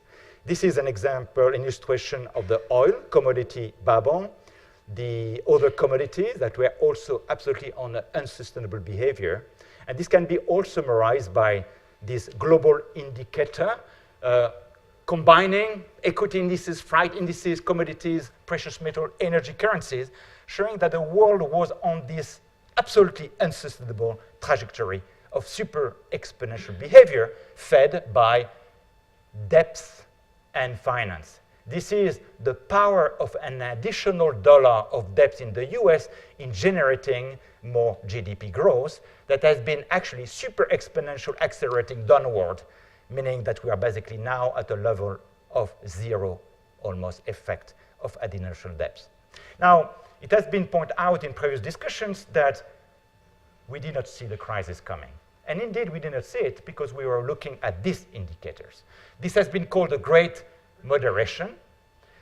The Great Moderation was made famous by a speech by Bernanke, who said, yeah, I mean, and many others, Greenspan, Summers, Rubin, and many others, that this time was the best ever. Why? Because GDP growth was solid, strong, with very little volatility, as you show in the first top panel.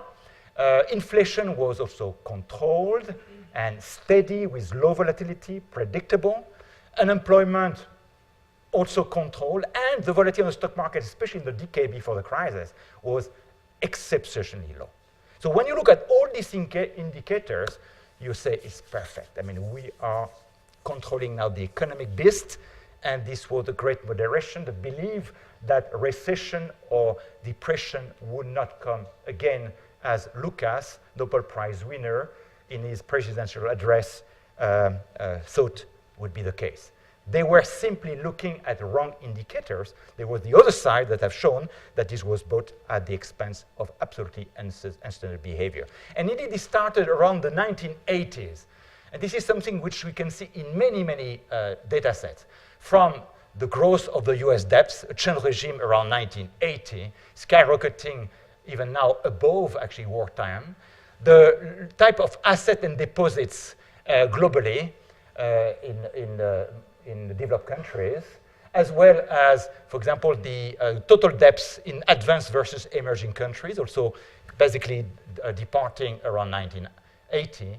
And just for fun, looking at the Google trend, the belief rising again from 1980 in the power of religion and in maybe fancy, illusionary great moderations. The main point, actually, is that when you look at the data in terms of consumption, wage, as well as saving and rate of profit, you see by this arrow, again, this fundamental change regime around 1980, where wages before were above consumption. You say, that's normal. But what happened after 1980, roughly? Consumption started to grow at this rate while wage went downward, with this black zone corresponding to a mismatch between what you earn as a household and what you are able to, and what you consume. That was actually, this gap was actually captured by an increasing rate of profit, namely, actually financialization. So it's very interesting, clear, deep-rooted cause of the financial crisis, which we could summarize by living above our means for 30 years with the catastrophic consequences that we are still seeing the effect of. So generalizing, and how much more do we have? 15 minutes, something like this? Yeah. I want to use this insight now to look at the future, of course. Future, the prediction of future systemic crisis. So the main point I've learned from this exercise, and I hope I have conveyed to you, is that I don't believe that crises come out of the blue. They are the result of a long maturation process, and they lead towards an instability. In math, we would say a bifurcation. In physics, a phase transition. Another term in mathematics is a catastrophe, or for layman, a tipping point. And this is different. This is very important to understand the difference from a cascade, which may happen, but I believe that most systemic risks are due to this long maturation process, which for many are absolutely not obvious except after the fact. So the crises are not the Talebian black swan, or rather, correctly, the Nathian, because black swan and Taleb is just the Buffon of the Chicago professor Knight, who introduced in 1930 the concept of the unknown unknown. They are not the black swans which are unknowable, they are the dragon kings which are exceptional and knowable and result from this maturation towards a systemic crisis. And I've looked at, in my own research and with my group, and in collaboration also internationally, with a large number of different systems, and I will be, of course, only able to show you just a few. For example, in financial economics, it's a standard way to look at risks by looking, for example, at distribution. These are just univariate distribution of losses and gains, where each of the curves correspond to a different time scale, from, let's say, quarterly time scale return to intraday time scale return, minute by minute. And indeed, when you look at the time series, you don't see anything special in the losses. They seem to be just, the biggest losses just seem to be part of the same distribution. But if, and this is, for example, illustrated also here, where I put the names of famous, large drops associated with maybe some crashes, you don't see them playing a special role. And why is it so? I believe the answer is that we are looking at the wrong metric. The right metric is what is really important in risk, which is the fact that I may be unlucky as a portfolio manager or a personal investor, buying at the top and selling at the bottom. It's not the shopped daily or weekly return that are important. It's the overall picture of the cumulative risk, which is called a drawdown risk, as shown here. And if I plot these statistics, the picture is totally different. I see now that 98–99% of the distribution can be indeed characterized by a fat tail distribution, parallel, slight exponential, variable, whatever. But they are indeed specific events, and you recognize what they are, which are statistically significantly totally different from the rest. You could, of course, say, but your model is wrong. You could always fit this as a continuous distribution. Yeah, but you need 4 more parameters, which means that there is a change of regime. There is something else that needs parameterization. It's a different population. And you have tried to do this for many systems. This is a summary statistic for what I consider the textbook example of a free market, the Hang Seng Hong Kong market, which showed, at last, log linear, straight line, exponential growth, 14% a year. But the market is always accelerating super exponentially and crashing, super exponentially crashing, if you like, exhibiting mean correction, but at the large time scale, punctuated by very strong nonlinearity in between. This looks very good if you hold for 30 years and get all this nonlinear volatility. But on a time scale of years, you are punctuated by massive crashes and bubbles of size 30, 50%. And all of them are preceded very nicely by this typical signature of this positive feedback. And this can be tested large scale on many companies and so on, where we see with high significant confidence the fact that the few larger drops, drawdowns, are indeed of a different kind. They are dragon kings. We can go on. I would just show you one single example because I like this one, because I don't need any statistic to really convince, and London plays exactly the same role in the UK. This is the so-called ZIPS plot of the ZIPS law, which is the distribution of city size, agglomeration size, to be precise, which is beautifully represented, Lyon, Marseille, and so Bordeaux, Nice, except one, which is a point up there, which is Paris. So in textbooks, in papers, I've always been amazed by people publishing, say, I have this model, I can predict this ZIPS law, fantastic. Yes, but one point is a problem. It's an outlier. Okay, throw it away. It's an outlier. It's Paris. It's London. I mean, what is missing in this modeling, this understanding, is that Paris and London are the center of a positive feedback processes that have grown for centuries, the center of the empires, and it's very clear that they have to be modeled differently from what we are doing. So we have a book that we edited just a year and a half ago, looking at many, many disciplines with about 20 teams worldwide trying to understand and ask this question, doing more rigorous statistical tests, inventing new tests, because it's difficult to identify these dragon king, because of course they are only few. So the Dragon King hypothesis, again, to repeat, makes more precise that they result from crises which are essentially endogenous. They can be diagnosed in advance, can be quantified, and there is some predictability. This has immediately the consequence, as opposed to the black swan feature, that there is responsibility. There is moral hazard, there are conflict of interest, there are some role for regulations. So accountability comes also, and it raises, of course, the possibility to develop both tactical reaction strategies to combine with strategic. And last but not least, take into account the positive feedback, we can watch these new metrics for these weak and global signals announcing these instabilities.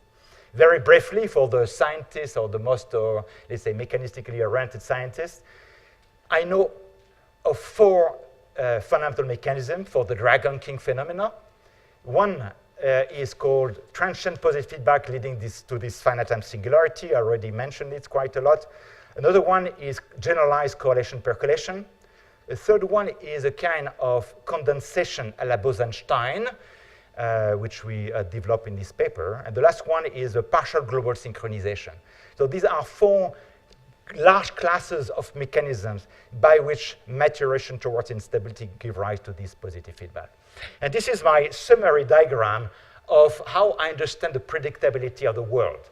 Basically, I see 2 large dimensions. One is the level of disorder, the level of heterogeneity, of constituent of the system. The system can be a system of agent. It could be a system of fibers in a material composite system.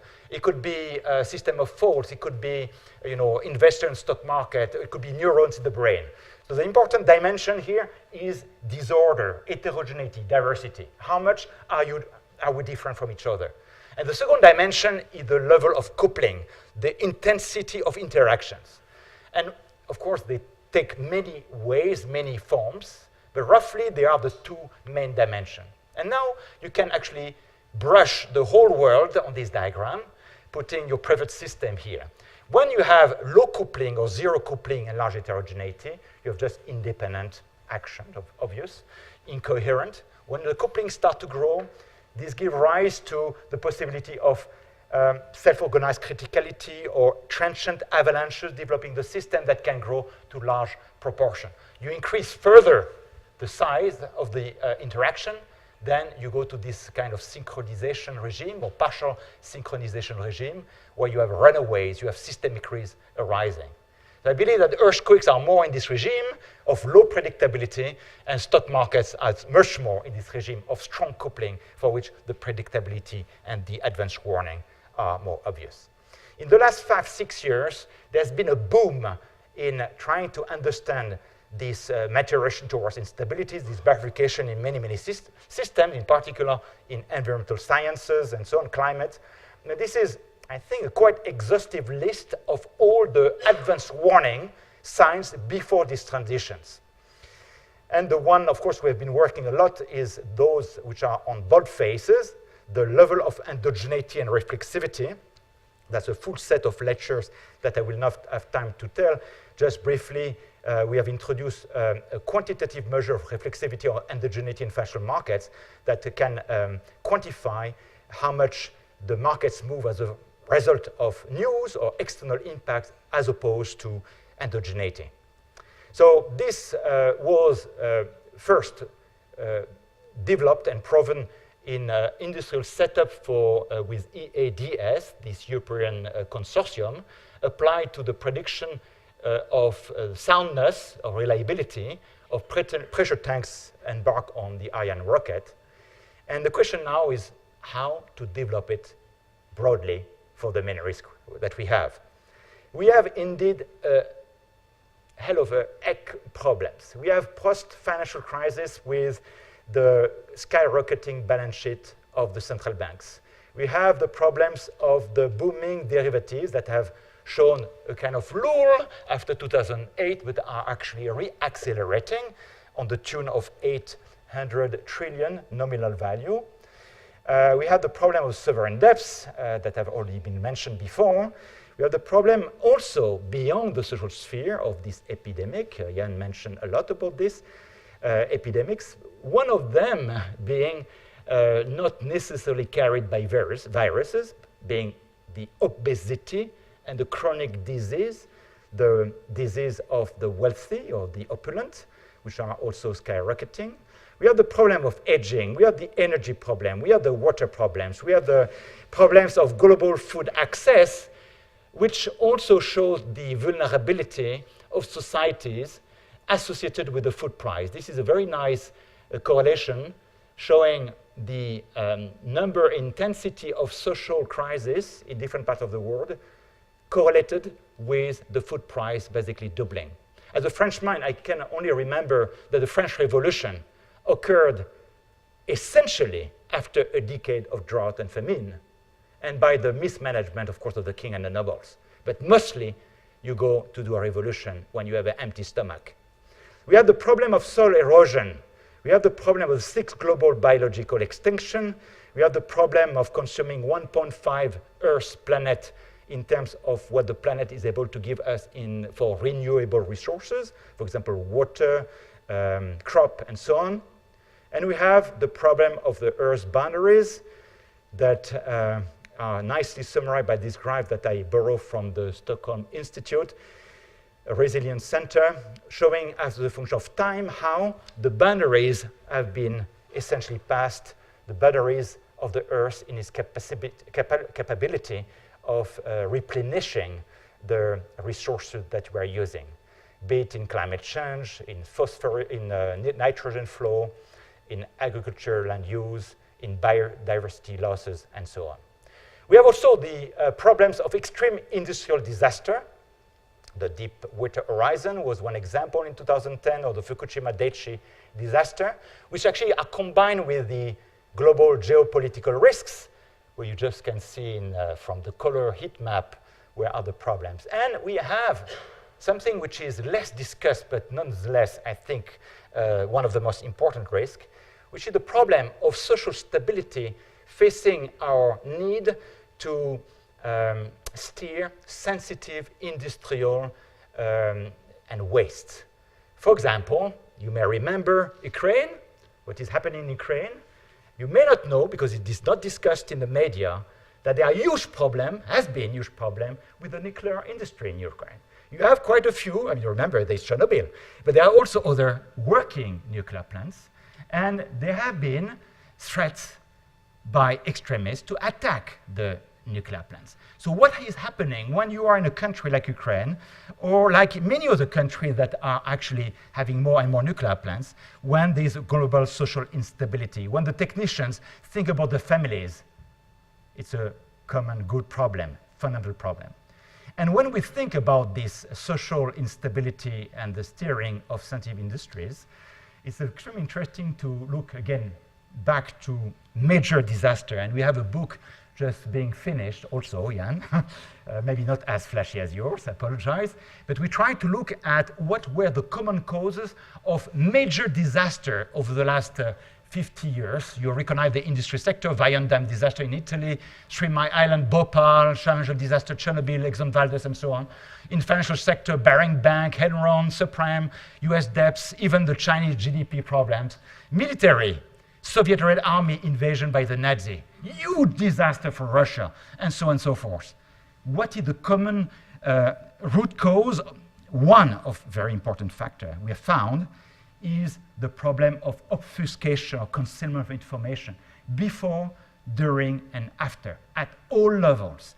And this quite heavy diagram is our attempt to actually characterize with different percentage the role of this different mechanism in leading to the vulnerability of the system. For example, when you look at the internal ecology of an organization, you have the problem of the rush work culture. You have the problem of a fragmented perception. You have the problem of success at any price. You have the problem of weak internal control. We have the problem of short-term financial management objective, wishful thinking, self-deception, and so on. And I could describe all this in detail, don't have time. But what is interesting is to see that we have actually the capacities to do much better, But again and again, if you look back to this, it happens. It used to happen, it does happen, because we are extremely badly organized in order to promote a culture of transparency and risk management. So to finish, I will just spend a few minutes telling you about our Financial Crisis Observatory, which is a modest attempt to apply this view of positive feedback, finite time singularity, maturation towards instability on the financial sector to provide a watch of where are the financial bubbles in development, potential financial instabilities. So we are working on these two hypotheses. Financial bubble can be diagnosed in advance. Second hypothesis, once we have diagnosed one, can we do better than chance in bracketing, probabilistically, the turning point? And we have developed a number of scientific experiments, like the financial bubble experiment, the time at risk, and so on, in order to develop this cockpit where we now watch 25,000 assets on a daily basis that runs on our ETH Zurich supercomputer in an automated fashion. And just to finish, let me show you a few of the results. For example, we have continuous watch on the real estate market, the world. I just show you the UK here, or the island, Italy. We have many, many countries. We are also watching a lot Switzerland for obvious reasons, with a very nice database rich of millions of advertisement by internet companies. And this is the result of the latest study, compilation from this cockpit, where we see the summary boiling down 25,000 assets to 436 systemic financial asset indices covering everything, essentially, and giving you the fraction of bubbles that we see in different assets.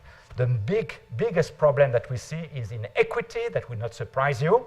We see that 1 out of 3 markets are diagnosed in bubble regime, including the Emirates, including the US, but including a number of European assets, as well as many sectors, such as internet retail equities, life science, consumer finance, and so on and so forth. I would like to finish with this, with a hope, and this is a very recent publication that we just had on December 2013. We could actually develop the possibility of controlling and slaying the dragons. So this has been shown on the laboratory and by numerical simulations, where you use a toy model of coupled slave-master equations, where you see this beautiful dragon king, enormous weight in the probability distribution, which is log-log linear, qualifying a power law scale-free distribution, but with exceptional bubbles. They're called bubbles, actually, in a very technical term here, and they're associated with this Riddle basin of attraction. I don't go into detail, but the expert will understand what I mean. And we have shown that by very tiny control, and actually using the understanding of the dynamics, of course, this is a luxury in general, we can have very, very great success in essentially getting rid of these extreme events. So, in conclusion, I've tried to show you that regime shifts and change of regime are the norm rather than the exception, and will be growing in the future due to the interconnection. That was also a message of the previous speaker. Financial markets exhibit transition between phase of growth, exuberance, and crisis. Most crises are endogenous and are the consequence of pro-cyclicality or positive feedback that is unsustainable. And it's possible with a solid monitoring infrastructure to develop a kind of dynamical time at risk management of these bubbles and develop scenarios to recognize these pockets of predictability associated with bubble. So we have systemic problems which are piling up. Some suggested solutions, well, diagnose this endogenous instability, develop this prediction facility, and possibly control of the dragon kings, of course, decouple and diversify, and of course, promote the right incentives and motivation. I alluded to this problem with the concealment of transparency and information. And in the end, we are in a world where we tend to look at the whole, the networks, like as if we were thoughtless ants in a big global economy. But in the end, the resilience of the whole starts with the resilience of each individual. And I'm convinced that we need much more strength and training at the individual level before we can solve our problems worldwide. Thank you very much.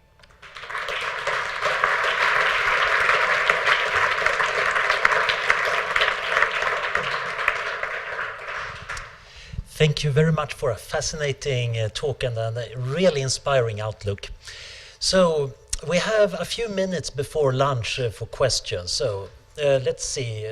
First over there, then you.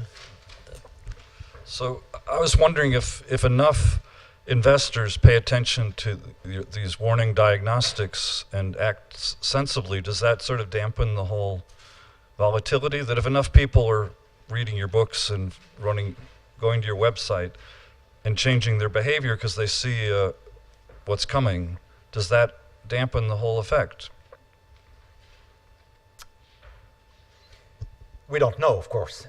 We are in our group testing this by, for example, developing agent-based model where a fraction of the population is endowed with the knowledge of this to see. But I don't have the result yet. My belief is that the answer depends on how actually the implementation of this information is done.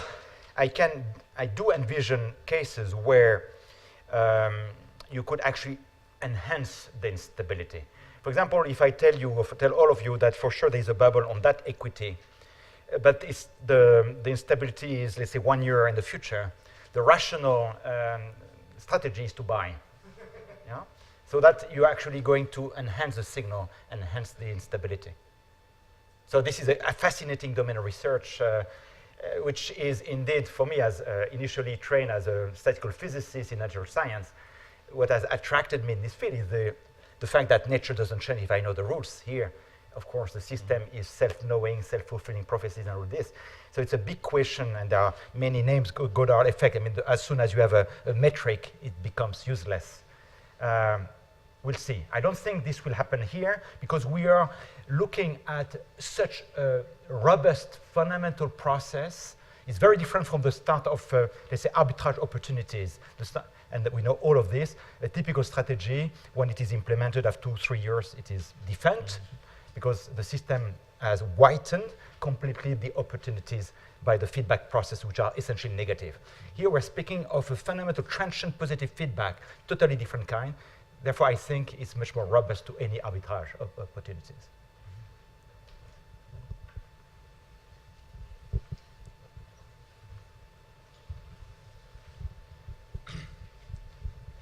Thank you. I want to go back to your example of the stress and strain and how you had a moment of plateau in the middle. And then you go back to controls and predictions and saying how you could apply some controls onto systems to understand their vulnerability. Now, if you're talking about the example of a state of stress and strain, does that mean that there's a risk that by applying controls, you actually create the trigger for that third phase to happen sooner or in an uncontrolled way that is actually going against what you are striving to achieve simply because there is inherent strain in there, which is just energy, which is just waiting to be released? Well, there is a control that will stabilize the system. So, for example, here in the middle, this is a cumulative strain, right? Cumulative deformation. This is the rate of change of the deformation. If you were to say, okay, I start to go on the right of the arrow, this is starting to be the domain of vulnerability and so on, you could stop, you could unload the system. Okay, so this is typically what is done in the industrial applications where you do this type of non-destructive diagnostic and you know when to stop, hopefully, if you have a good understanding of the process. So that would correspond to, indeed, stopping, let's say, if I make a big jump to, let's say, banking, stopping leveraging. You will know it's similar to unloading leveraging at some level. That would be kind of superficial analogy at this level. So not any control or over-control give rise to a crisis. If you do understand the underlying mechanism, that's always the case. Yeah. Final question over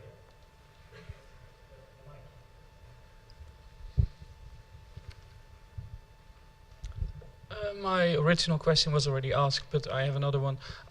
To what extent, because the model you just presented was mainly for sort of dealt with feedback mechanisms in buying behavior and bubbles, like financial bubbles. To what extent do you think this would also be a valid model for the other types of crises that you showed, such as, I don't know, like overfishing, global warming, scarcity of resources, but also like social instability. Are there not fundamentally different processes at work there, requiring different detection techniques? Yeah, A implies B doesn't mean that B implies A, the logical fallacy. So these positive feedback phenomena, of course, do not explain all cases. However, as a scientist, so if you have a policy maker or you have to take action, of course you have to have a solution. As a scientist, I can be a bit more comfortable for a while, even if I want to be useful for society, and say, okay, which are the systems for which this type of mechanism are active? And then I would be able to maybe help, or provide something. So I can tell you, for example, in global warming, CO2, we have a study that suggests that in this CO2 growth in the atmosphere has grown super exponentially, in the last 50 years. So it's very interesting for me, because when I hear Kyoto Protocol, Oslo, all this stuff, and the goal is to go back to before 1990, and I see that not only the velocity is not decreasing, the acceleration is not decreasing, the acceleration is increasing. And we are now twice the perturbation above what we need to go back to the 1990 level. So this is allows me to share with you some insight also about how pessimistic we can be.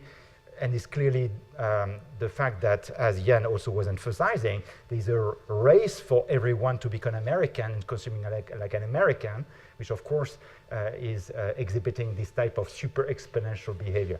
So we do see a number of systems exhibiting this type of behavior, much more than you would believe possible, because this seems like a monster. This is a singularity. By the way, economists tend to shy away from this because immediately when you're an economist, you're a mathematician, therefore you want to prove existence. And this type of system have no existence of a solution beyond a finite time, so immediately the kind of model are thrown away. While I think that it's very important to be a bit more modest and say, yeah, maybe I can develop a model that describes a part of the dynamics, knowing that in this dynamics, they sign that there is no regime. So it's much more stronger than the regime switching Markov MCMC or whatever, because it's much more precise and tuned to the system. So we do see this in many systems, including jumping to a completely different system, parturition, the act of giving birth. Yeah? So the way the uterus is progressively organizing itself and give rise to bifurcation, to a global synchronization of the muscle cells. So you have also that they call, the physician, obstetrician, Braxton-Hicks contractions, which are occurring 6-7 months since the beginning of pregnancy, which are essentially behaving a similar way with these precursors building up and so on. So indeed, we see it everywhere, like I see Dragon Kings everywhere nowadays. Doesn't mean that it will be the silver bullet solving of problems, but I think there is a very rich type of mechanism that we tend to forget simply because we tend to think that the systems are mean reversal or spontaneous stabilizing, which is not the case. Thank you.